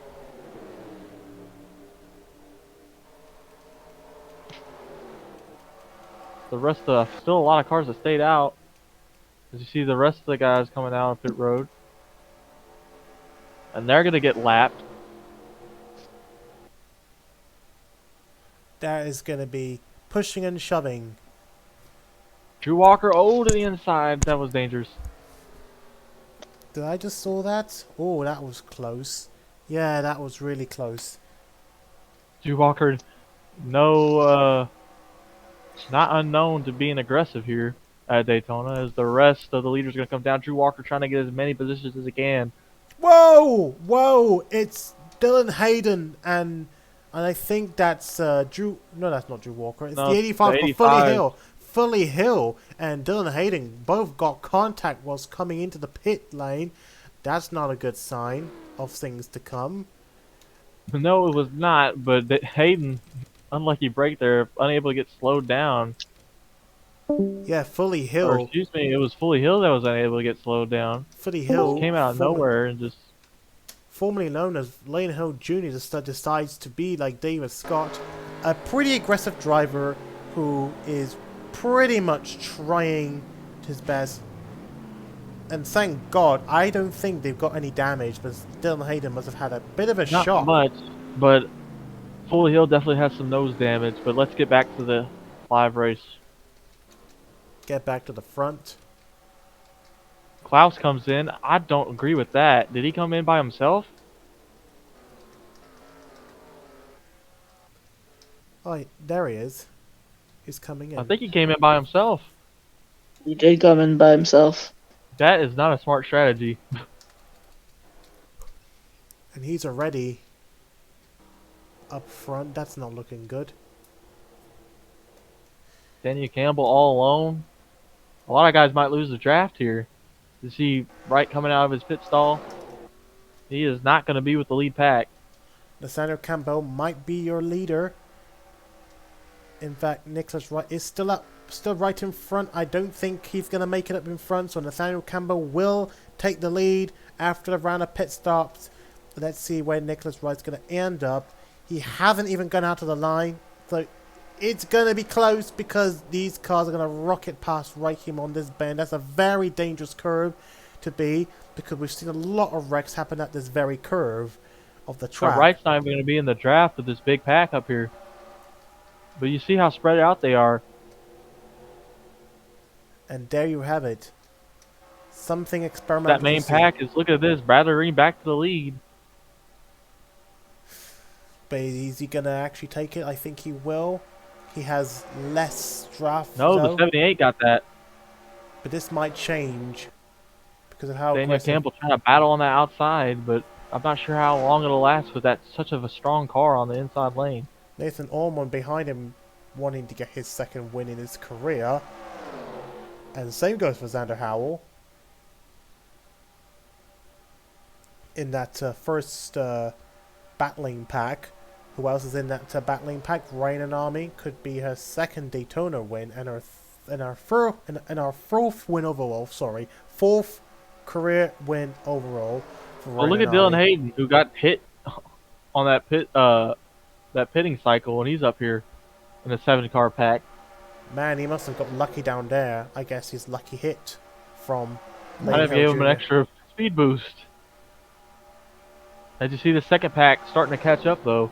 This pack's about to turn to a 7-pack into about an 18-car pack. Cameron Jr. is leading the second pack, leading the way to the front, trying to catch up with the front of the pack. But I think everyone else, especially in the third pack, they've got a lot to catch up at least. They got a lot of work to do, and they're not going to do it when they're side by side like that. Same goes for the fourth pack. And the fifth pack, I don't think they're going to make it or anything. Yeah, they're going to need a caution. A lot of these guys need a caution. But they might get one with this big pack starting to close in. Here comes Nathan Ormond. Is he going to overtake Bradley Riem, the dominating driver so far in the field? And the pit cycles are not over. I think the next time they're going to be able to pit is around lap 65 to 70. So, pit cycles are not yet through. They can go about 32 laps on fuel, so it may even be a close call at the end. It depends on how long you go. They might have to pit 3 times.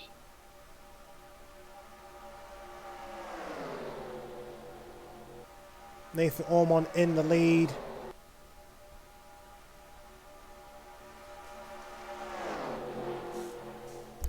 Vander Howell right behind him as the battling top 2 pack now merged into one big pack together.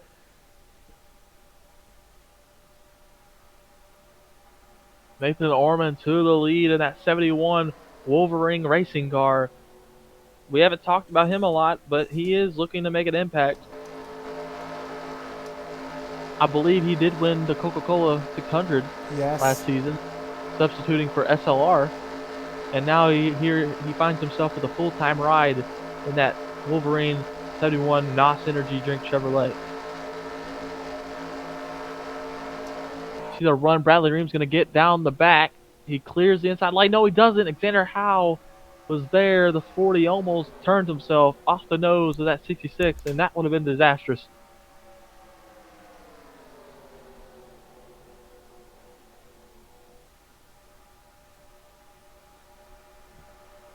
But you can see in the back that third pack is starting to catch that second pack way in the back behind the lead pack. I don't know if you can see it, but the back there in that third pack.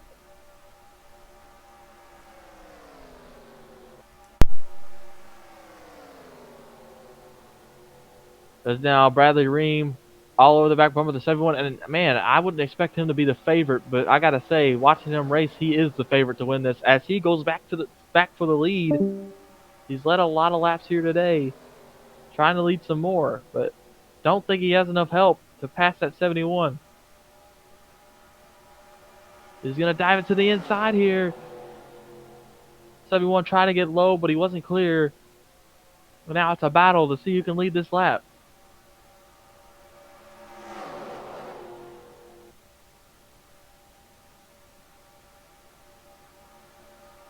Nathan Norman leads that lap, with Daniel Campbell coming with a huge run, being pushed by Dylan Hayden. Eric Shuko up in this pack. Flandre Wilson, Eddie Flores Jr., Drew Walker, and even Owen Scott, along with Cam Wright Jr. Just a few big names, just a name right there. Ray Anami up here as well for SLR as the 40 clears. Going to block the outside lane, leaving Alexander Howell open on the bottom. Don't think he has enough momentum though. And he doesn't. He's going to block the bottom, but the 66 trying to peak low for the lead. Trying to get the run, trying to get the push from behind. But he's going to get abandoned by Arishuko, who takes the inside for himself.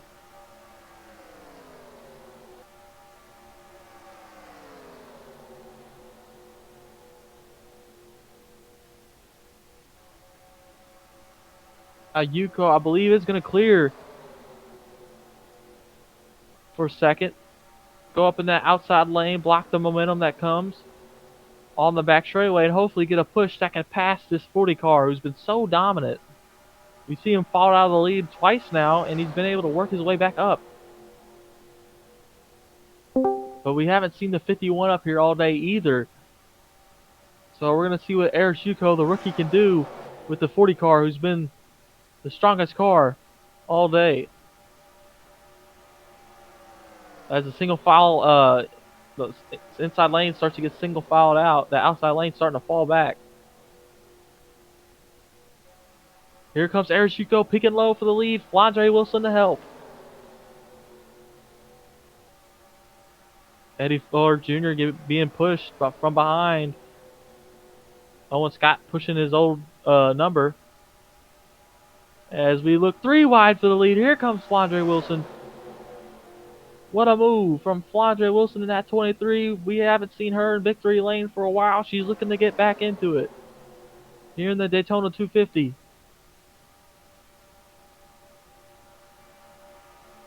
Not if Eddie Flores has something to say about that. Well, almost contact. I believe they might have made some contact in the tri-oval. That was dangerous. And now Owen Scott looking 3 wide as things start to pick up here at Daytona. Owen Scott to the lead for the first time today. He's got the 80 behind. Here comes Drew Walker. The winner of the class thought about going to the inside but didn't have the push. Being pushed by Matthew Hill in that 90. The 80 looking for the lead. 80 dives to the inside. I believe that is one of Owen Scott's cars. I'm not sure.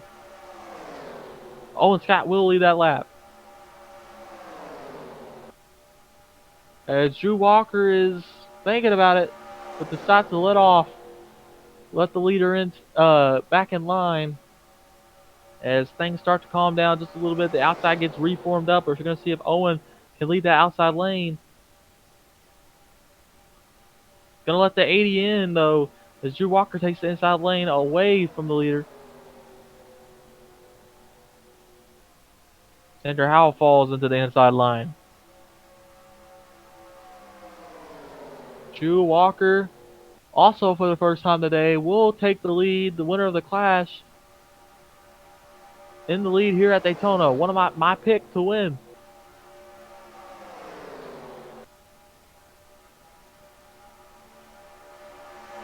as we begin to approach the halfway mark in this race. Only a few laps away from it. It's been caution free so far. Will it stay that way? Matthew Hill trying to get the push from an RSIE car. I believe that's Aditya Bagas in that 26. Oh, he tries to block the bottom, but the 90 is there. And he's going to have to hope from a mega push from the 80 to maintain the lead. And he will keep the lead thanks to the outside lane having such good momentum headed into the tri-oval in the back straightaway. The inside lane really has to be perfect if they want to lead some laps. Drew Walker now fighting with everything he's got to win a Daytona 250. We don't know how much longer this driver has left. I mean, he's done everything you can imagine in this Cup Series, but win the Daytona 250. He's one of the most winningest drivers in the series, and he's won 2 of these plate races, but he has not won this specific race. He was the first ever race winner in the PMU Cup Series, what was then called the KFC Cup Series. He has a lot of history and a lot of motivation to win here today, and I think it would do him so good and just be such a championship driver if he just won this race. He could build off of it and head into the next week and maybe get a good finish and build off of that, and just once Drew Walker gets that momentum going, there is no stopping him.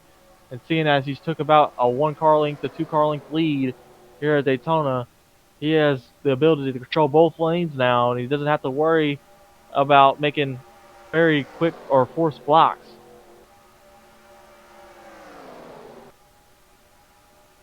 But he might have to. Here's the 80 dives to the inside.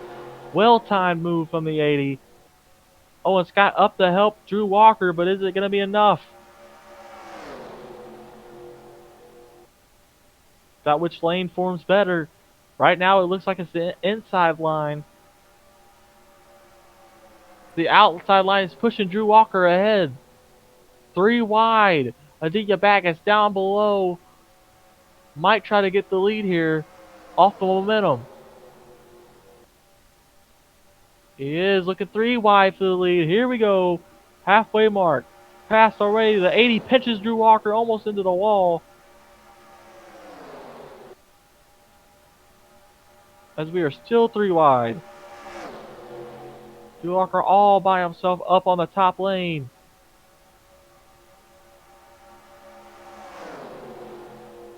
.26 going to be clear of both lanes. Moves over to the outside lane really quickly. Blocks Drew Walker trying to get a push.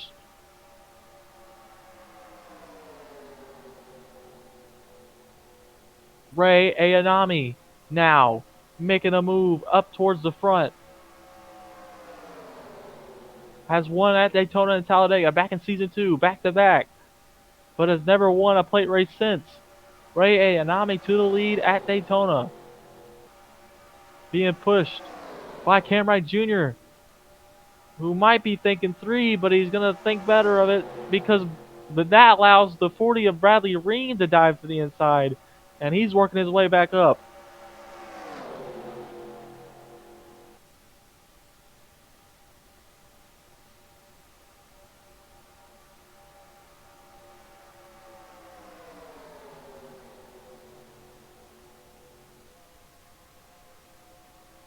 The 40 now looking 3 wide again. Bradley Ream is on one today. He has a rocket ship. As Ray Ayanami tries to block the bottom, and he does. Clear.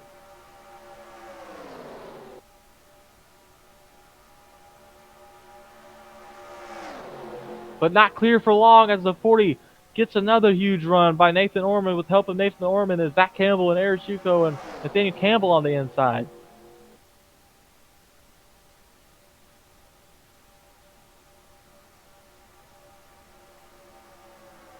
What do you think of this racing right now?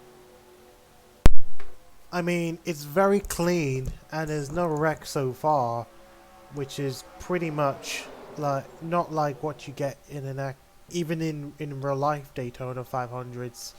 There tend to be at least a couple of wrecks before laps 50. So I have a feeling that maybe we've done it too cleanly. We could have at least. Well, who doesn't want to see a clean race?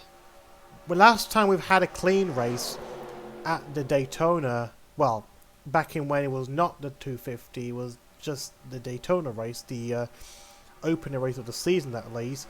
It was back in season 5 when it started really poorly, and then that was where Seth Cohen Jr. in his first race, despite not being a full-time driver, ended up taking the checker flag to win the race. In fact, back then, there wasn't even any pit stops. It was just all cars battling it out in one big pack all the way from lights to flag, from start to finish.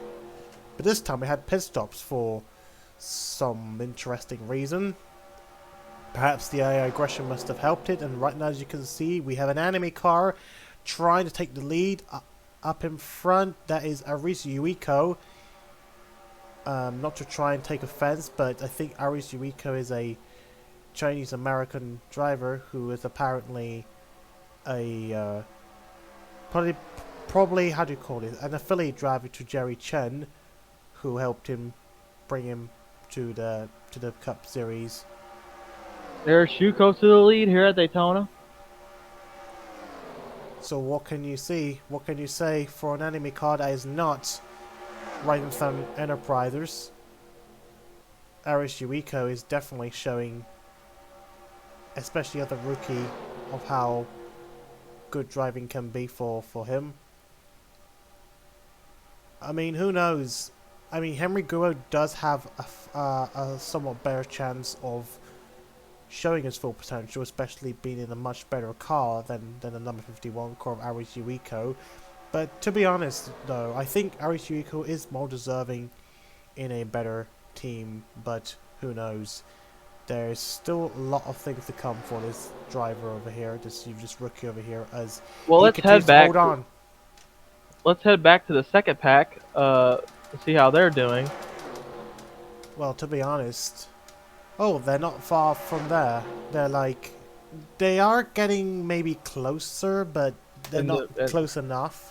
And there is a third pack as well, which is pretty large. I think that's the remaining cars, or most of them anyway. I don't think so. I have a feeling there's more than that. That's the fourth pack. There's a third pack that's bigger. Well, what can you see? Jace Go back Chavalia forward. is not Go back showing forward. himself. Is that Go back Tariloa? forward. Go back. I'm going back. Are you going to go back from there? Hang on. Let's go back from there. Well, take a look at this. Alrighty, Alejo is not having a good race. near last place. Telling you, man, if you had a bad pit stop there, that's gonna really mess up your race. You need a caution. What could this be? A disastrous championship defense for ITLJ? Maybe. And I was gonna mention something about Jace Tavali. Well, take a look. He's definitely not showing his full potential in this race in that number 47 car. That, oh no, to be frank, I think I might have made a mistake earlier in the broadcast. I don't know if I've mentioned it, but Jerry Chen was in that 47 car last season, which unfortunately has now been given is now been given to Jace Tavali following his retirement. And so far in this race, he's not showing it yet. Probably bad strategy. Let's go back up real quick. And there's Blake Parker and David Dixon in the third before last pack. And they're not showing much potential as they can. In fact, maybe they are closing in, maybe not. See, there's that third pack I was talking about ahead of them. There's David Scott, Cam Wright Sr., Lucas Holmes, Blake Parker, Leland Hill, and David Dixon just lost their draft, and they're just battling with each other, so they're never going to get anywhere. As there's that third pack right in front of them that I was talking about. It's a pretty sizable pack. Or I believe it's the third pack. I might be wrong. Actually, you're right. It is the third pack. No, second pack. Anyway, Second pack. let's head Sorry. back up front. Is Yuiko still leading? No, Zach Carrington has taken the lead. We Followed should be by expecting pit stops soon, so watch out for that again. It might shuffle the race up even further. So.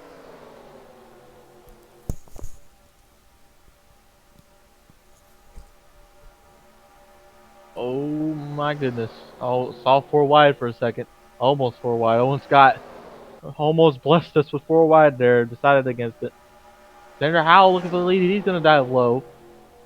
Pushed by Flandre Wilson. Those two are friends. We know the history between those two as Eddie Flores Jr. gets up here as well on the action.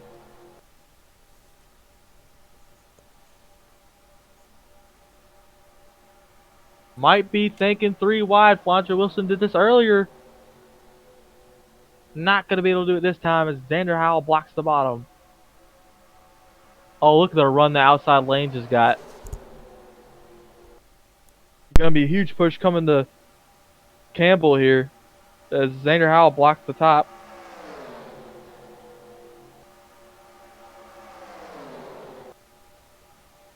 It's going to slow down the outside lane. Flandre Wilson might be able to clear for the lead because of it. But as that outside lane starts to get the momentum back, watch out for Howell. Flandre Wilson moves up top the block.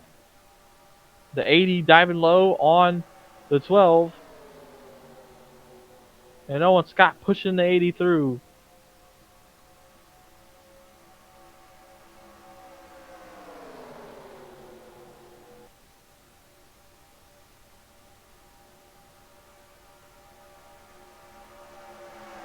Flandre Wilson's going to lead that lap.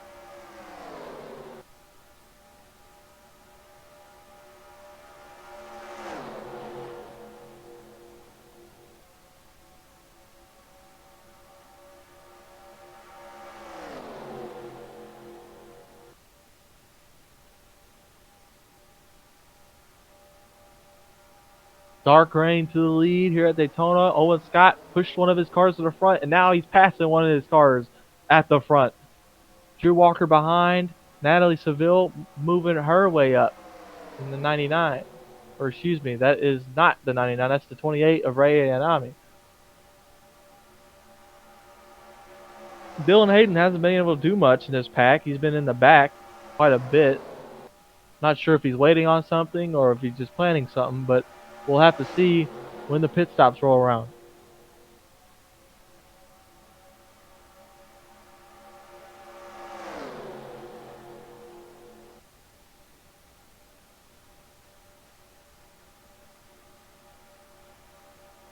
Owen Scott trying to get to the lead here at Daytona. The defending champion. We've said that a lot, but there's a reason we've said it a lot. He is one of the best to do it at the plate tracks. No one comes down pit road yet. They might come down in the back. I'm not sure.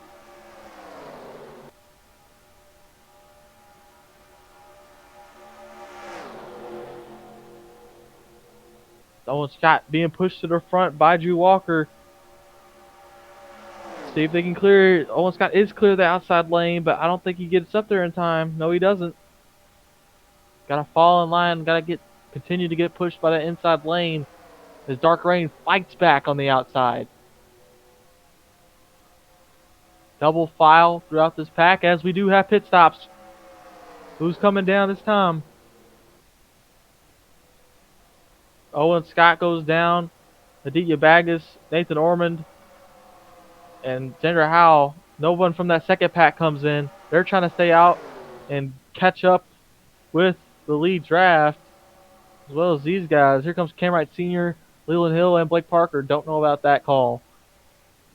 Tyler Lowell and Jay Chevalier come down as well. So look at that. Look at the call by the second pack. They all stayed out, and they're going to catch up with these guys. That was a smart call. and you might see some new faces in for the lead.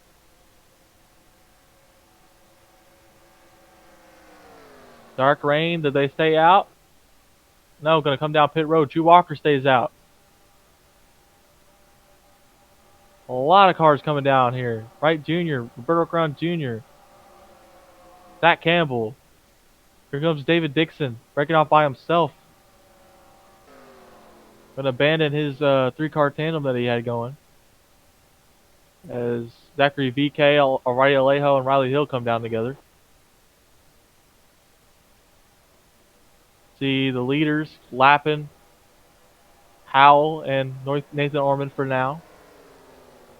I expect them to come down this time. This 3-car train of Jackie Daytona, Ray Anami, and Drew Walker. Jackie Daytona going low as they dive the pit road. And everybody's coming. Sheridan, David Ryans, Dylan Hayden, Henry J. Brown, Henry Guo, Saber Fox, David Scott back there. Oh, contact! Dex Miyazaki tried to get in his pit stall and made contact with the 34, and it looks like the 27's having issues. Oh, the 27 is not sure what happened there, but the 27 is having issues on pit road.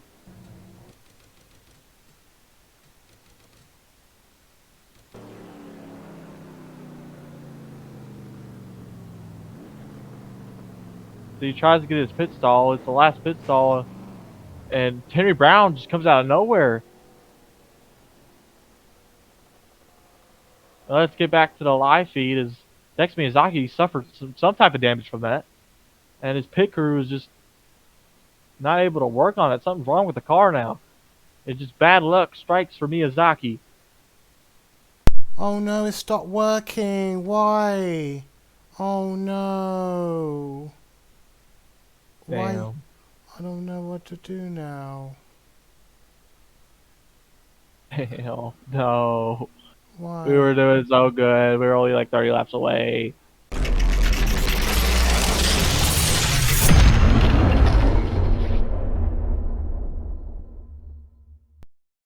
Okay, we have to discuss this trip up to Philadelphia, Pop. Yeah, we need to talk about it. We gotta figure the road. Listen, Wait, let me talk. We gotta go. You do it on Google, right? Yep. And you go maps and you draw what? We don't need to drive. What about snow? We don't need to. Yeah, we don't drive. That's why, because of snow and stuff. We can't drive to Philadelphia. I'm driving to Philadelphia, Michael. It's decided. Seriously, let's just fly. Fly, Michael. Goddamn it! Now listen to me. I am not flying. They just lost a goddamn plane yesterday. They ain't getting my big ass in no goddamn plane. I've already bought the tickets. What? You fly! Let that goddamn microwave fly. Yeah. It just flew, but not me. There are often two ways to take a business trip. More and more smart executives are going places on an Amtrak train. They make good use of their travel time and arrive right downtown relaxed and refreshed. Try Amtrak, and you'll discover the best way to get better mileage out of a business trip is to leave your car at home and take the train. America is getting into training the Amtrak way.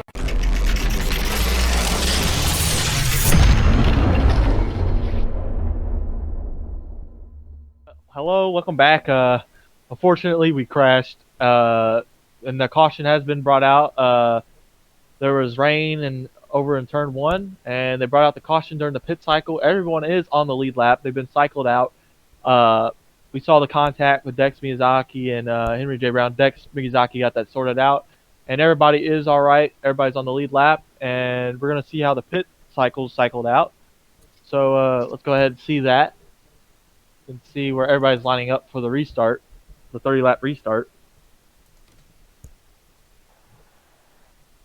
Wow, there And you go. Owen Scott maintained the lead off the pit cycle, so he didn't lose anything. Jay Chevalier managed to get up into the top 5 after that pit cycle, got a little bit lucky. I mean, he was one of the cars behind, so he got a little bit lucky with his pit cycle, with the caution coming out during the middle of it.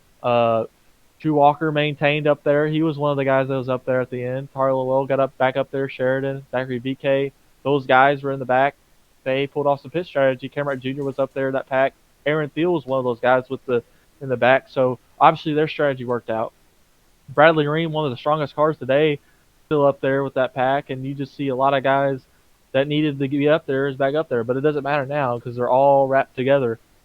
Dex Miyazaki had that damage, so he got out. Henry Grohl had a bad pit stop. So that's that, and let's get ready for this restart. Okay. Again, apologies for that happening, but we figured this was the best solution instead of just ending the race where it was. But there was rain in turn 1. It's cleared up. The track's clean. We got to get this going before the race ends. Drivers, to your cars. Another 10-15 minutes approximate.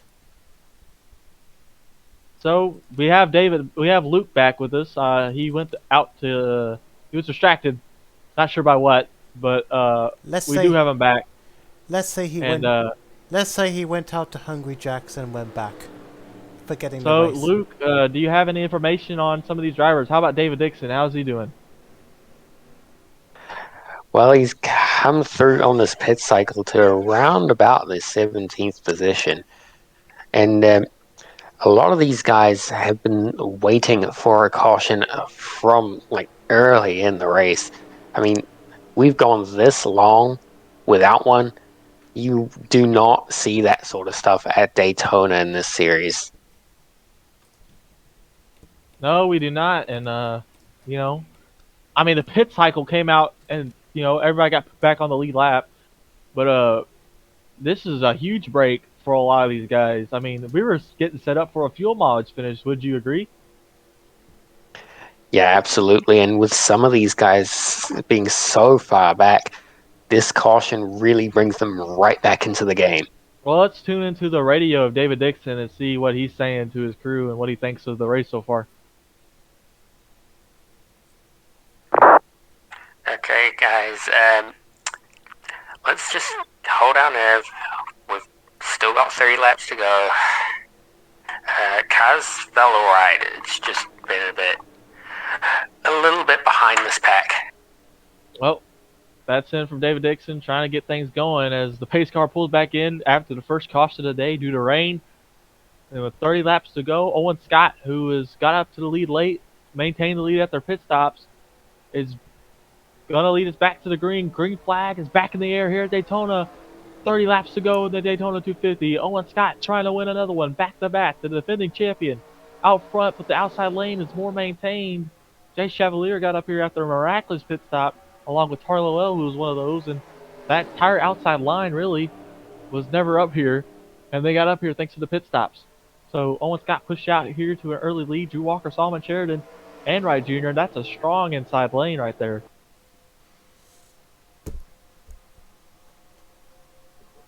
Think this pack is going to be more aggressive, you think, Luke?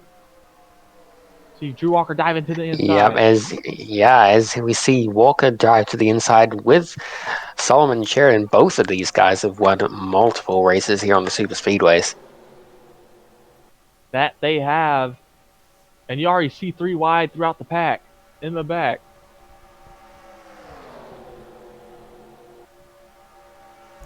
Now I don't know if they have enough fuel to make it all the way. They should have enough fuel, but just by barely. A lot of these guys pitted around lap 67 to 68, so they might be good if they stretch it, but they have to save some fuel.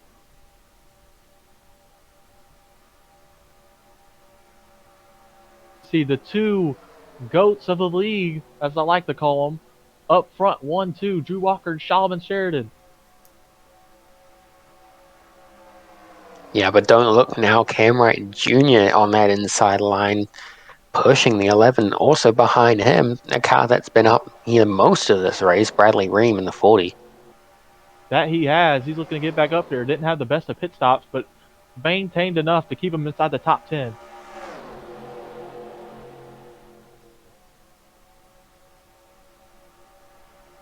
As these two lanes are pretty even right now.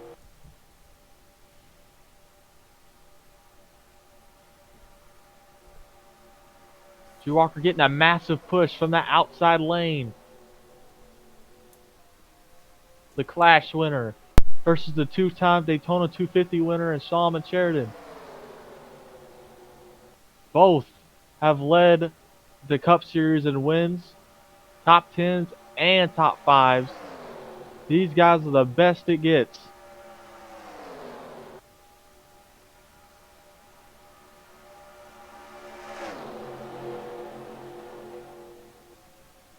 Junior all over the back bumper of the 11, trying to get him to the lead. But that outside lane is going to have a run every time down the back straightaway. And Drew Walker might be cleared. Can he get down to the bottom of Lock Sheridan? Looks like he's thinking about it. He will be clear though. But now a massive run coming from that 11. He gets back down to block it.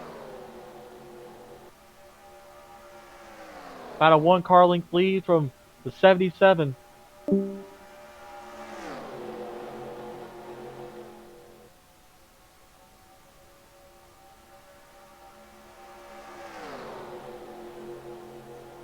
It's Owen Scott trying to fight back on that outside lane. He got shuffled back early on. Inside line's going nowhere with Sheridan lead it. You got to wonder when they're going to get antsy and start to try to pass Sheridan if he can't get past Walker. I mean, what would you do if a guy's holding up the inside lane, Luke? Definitely, you want to, if the guy in front of you is leading the pack, but nowhere, like the pack is going nowhere, you want to shuffle them out so bad. But this early into a run, sometimes you do have to let that guy just sit there for a little longer just to keep the calm. Yep, well, Drew Walker getting pushed out by side of the lead from Owen Scott. I mean, look at all the race wins we have up here right now between the top 3. And the championships alone right there. That is a lot of legacy and talent.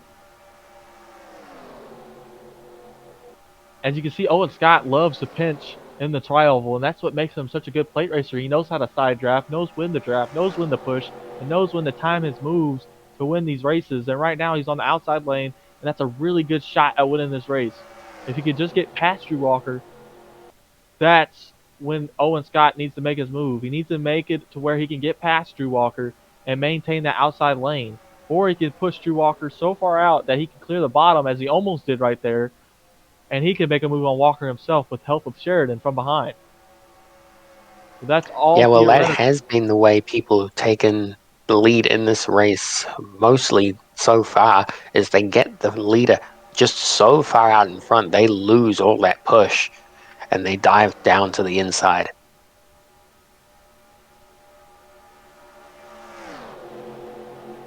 Sheridan just having just strong enough car to maintain that outside lane from not getting too far ahead of the inside lane. I'm just surprised that no one is wrecked. I mean, when's the last time you saw one of these races that went the distance without any wrecks? Well, I certainly haven't. I don't think I have either. Anyone? Drew Walker continues to lead here. I think they're 4 wide in the back. I don't know if I'm seeing that right. I don't think they were. Well, there's certainly 3 wide in the mid-pack. Oh, here comes Owen Scott, like we talked about. That move has the help, but Jay Chevalier coming quickly to the aid of Drew Walker, the former driver of that 47. But now Owen Scott leading that inside lane. I think he is a stronger car than Sheridan, but we're going to have to see if he can match up that manpower on the outside lane. 3 wide, Wright Jr. makes his move. A little bit of contact between those 2 top cars, Chevalier. As Owen Scott might try to lead this lap, Walker leads it.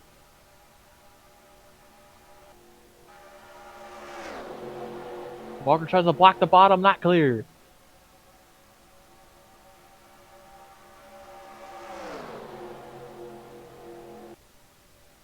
As you see him start to calm down, double file right now. Drew Walker clear of Owen Scott into the turn number 2, or 3, excuse me.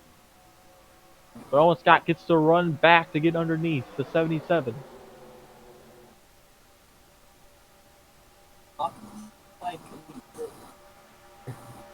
Walker continues to lead.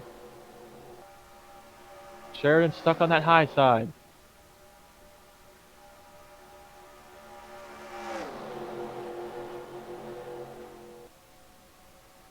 Sheridan pushing Walker isn't something I thought I'd see. I wouldn't think those two could work together, but they obviously are. Or maybe it's just a means to ends. He's saying, I just need to push you so I can win the race later. Might be one of those things, and most likely is. Because right now, Sheridan has nowhere to go but push Drew Walker. And Wright Jr. just can't push Owen Scott past him either. That outside lane is really strong right now.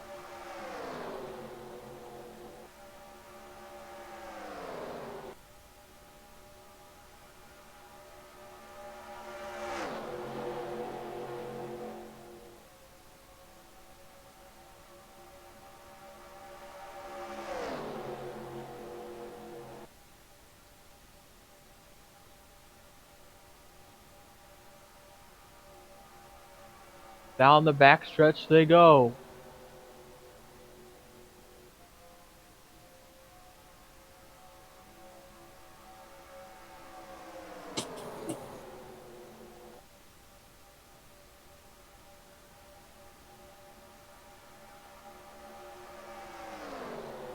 Walker out, clear of the lead.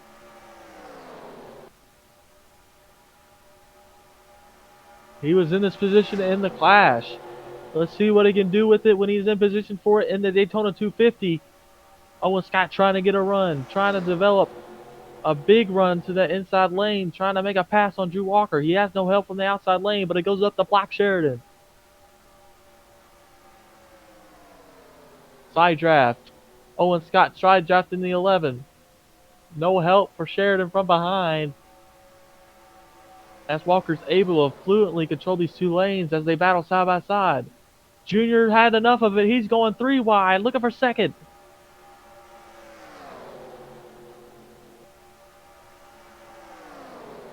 Walker's loving this behind him. The more they battle, the more he gets to pull away, and he's able to block these two lanes. Bradley Green pushing the 36 hard, out to second. Can Junior get a run on the 77? Looking for the run. Drew Walker goes up high. Not going to be able to get the run right now.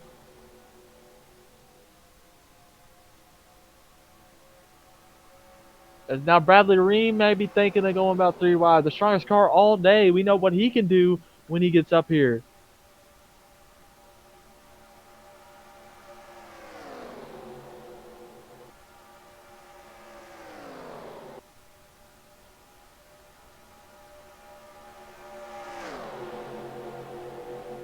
Drew Walker blocking the bottom.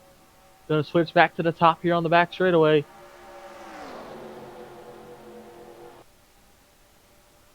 It'll start to get dicey here. We got 15 laps to go this time by.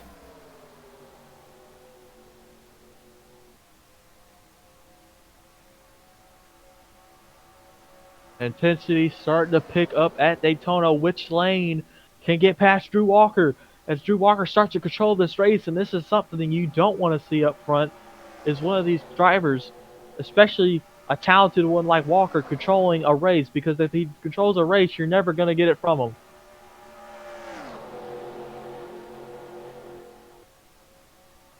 Right, trying to develop a run, but Owen Scott pitching the 36 down.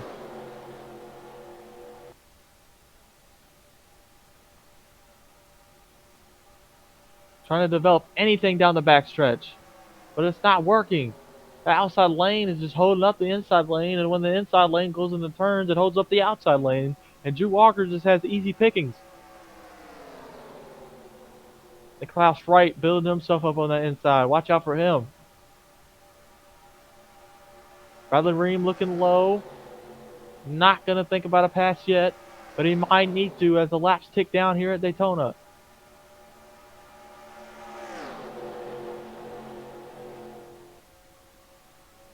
Three wide in the back of the pack. Xander Howell forced up the middle.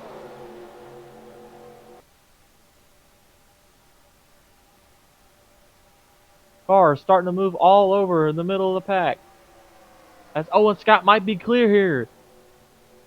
He's not clear just yet, but he almost got clear with a huge push from Sheridan. Getting a huge push. They're 3 wide in the back. Watch out here in the trial while Owen Scott might get clear. Owen Scott is clear. He is. Can he get there? Owen Scott to the bottom. What's going Owen Scott do? Can he get to the bottom? He's going to look to the bottom. He's got help. No help from Walker. Owen Scott to the bottom. He pulled the slingshot move earlier, but can he get it done this time? Help's coming from both lanes. They're stalled out here. Drew Walker getting the run. No help from Owen Scott, though. Can Owen maintain? They're 3 wide in the middle. Drew Walker's clear. And he's going to get down to the bottom. No, he's not. Owen Scott getting the run back. He's got the run out of 4. Can he hold it? Two veterans battling it out here at the Daytona 250 with only just a few laps to go.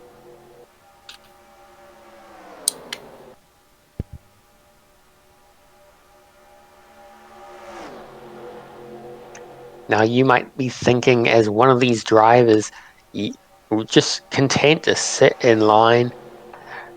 You would think they are calm, but these guys are anything but. Their hearts are racing just as fast as these cars going. Yeah, I agree. I mean, if you're Bradley Ream or Cam Wright Jr., what do you do in this position? When do you make the move? Wright Jr. all over the back bumper of Owen Scott.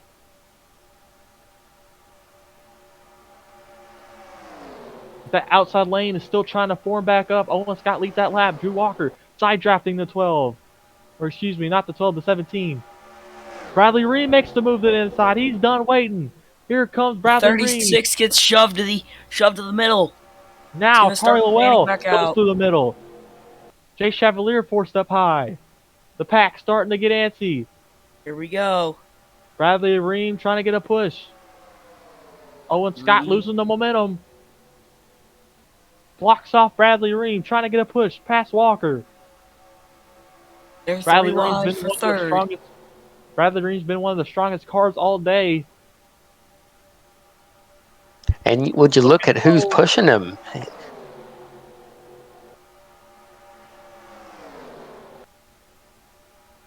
The Klaus Wright pushing Bradley Ream. Here we go.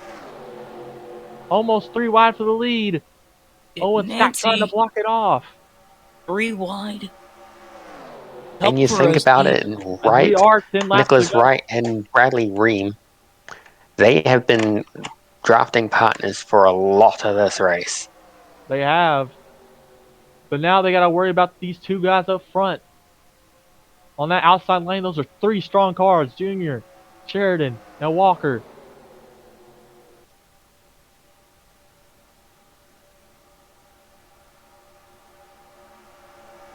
Nine laps to go at Daytona. Bradley Ream looking low. He's thinking about it. I think Walker, he's actually looking really racy down here. Don't rule him out just yet. 3 wide for the lead in the closing stages of the race. Bradley Ream trying to get an upset victory here at Daytona. 3 wide. Getting super racy now. All lanes even right now. Middle lane doesn't have much help. Who will we see in victory lane today? 3 wide, 4 rows deep. Here comes the Klaus Wright looking low, but the 40's going to block it off. 17 still leading. Not still leading. Ream has the bottom. I think Bradley Ream is starting to lose a little bit because Nick Wright is somehow trying to mess him around a little bit. I think Nick Wright's trying to get onto the inside, but Bradley Ream is trying to fend him off. Nick Wright's got the door open right ahead of him. Does he try and get on the side of Bradley Ream? And he could actually get his first win. He will get blocked. He definitely Not had yet. a look there, but couldn't quite get there. The door did not stay open long enough as we come out of 4. Bradley Ream is struggling a little bit. He is still going to try and lead. No, he does not yet. Owen Scott is Owen right Scott's there. getting huge pushes from the 36 of Cam Wright Jr. As Nicklaus looks low again, but he can't get the run. Yeah, I think Nicholas Wright is literally giving him the lead. I think Bradley Ream's on a much more comfortable position right now. Owen Scott moves way high. That Getting the inside push from lane, Walker. chance. Who will push it? Who will push it the distance? Junior's stuck in the middle. He has to go high. But then with that high side. Bradley Ream will definitely lead this race. Unless Owen Scott can try and... Yep, oh, Bradley Ream. No! That is so close. Look at that. Dead heat. 0.00 from second place. Bradley Ream. Did they literally cross the line? Equal on the line? Bloody hell.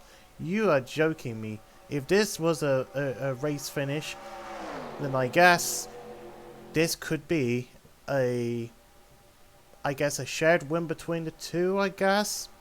Guys, where do you want to be on the final lap? That's my question. I would be a couple rows deep. Ideally, you'd want to be leading, I would imagine. With the pack, like with both lanes this even, it's hard not to be.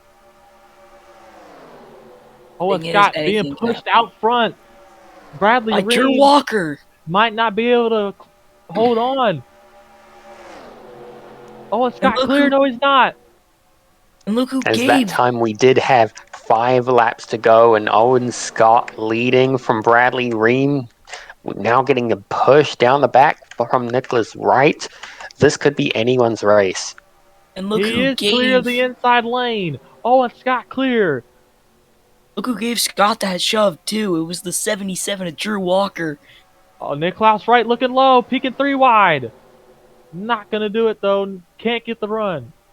Owen Scott's holding off. Wright Jr. wants to get a run. He can't win from that position. I think the outside line is trying to get the better out of the inside because I think Drew Walker, we've had seen some signs that right now Drew Walker is trying to regain his pace back. Right now, I think Drew Walker's in the catbird seat. We've seen Owen Scott pull out from the lead from the position Drew Walker is in multiple times, get that slingshot run down on the inside, and he almost cleared right there, but he can't do it. Junior's falling back. I don't think Drew Walker's going to get any momentum right now. He can regain back on the outside as we come up to the 95 start finish straight. Sorry. 3 laps to go for Owen Scott, the defending Daytona 250 champ. Can he hold on? And then now you also got to start thinking, do most of these guys have enough fuel that have been running up the front? I don't know. We said they were iffy on fuel.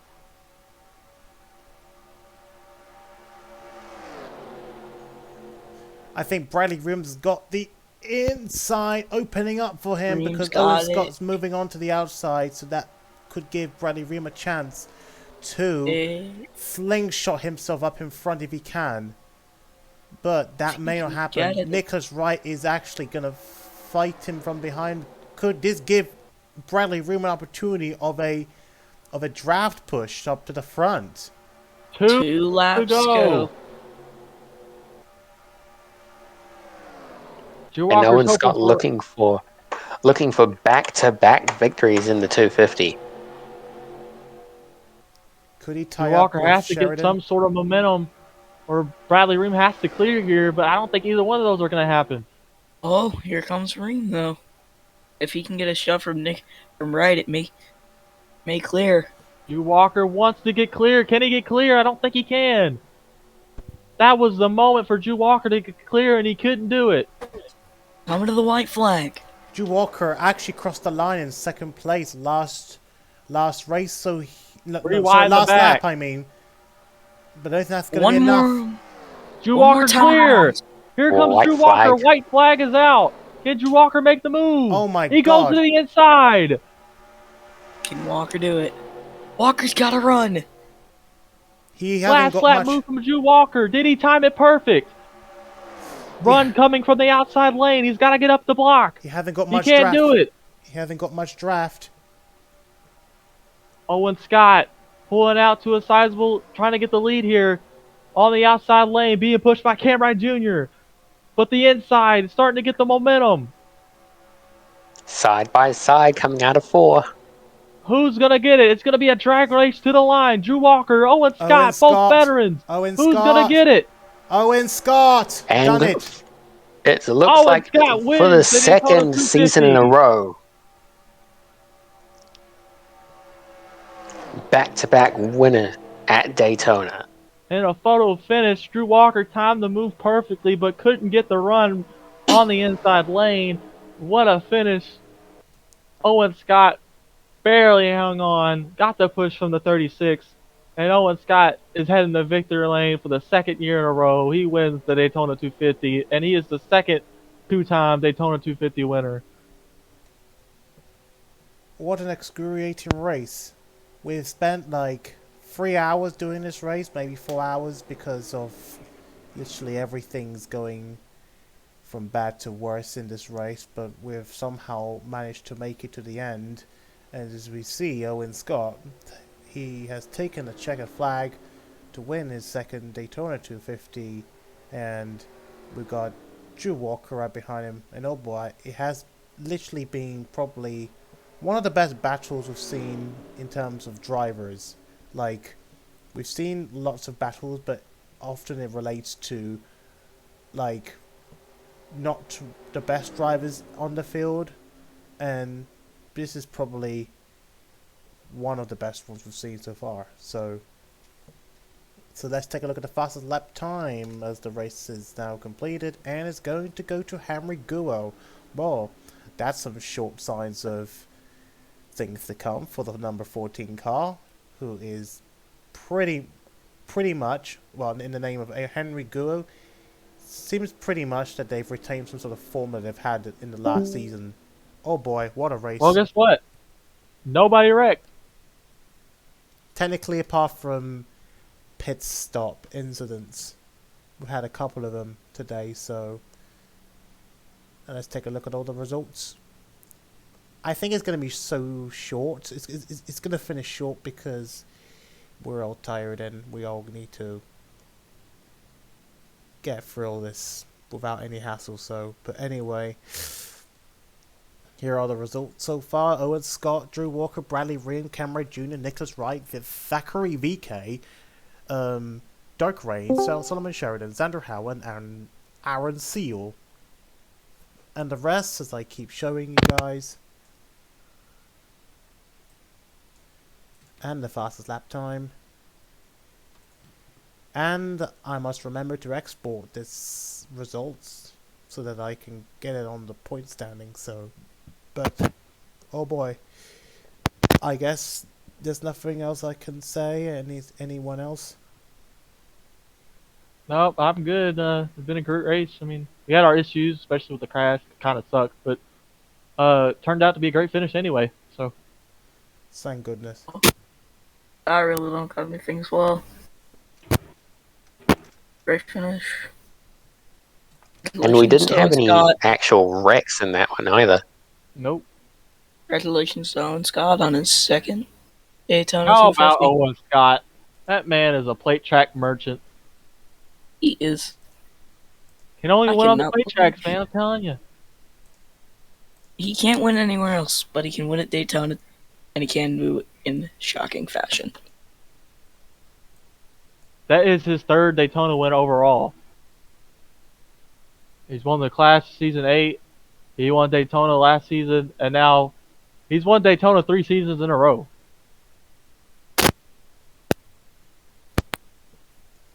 But yeah, I think that does it here from the PMU Cup Series.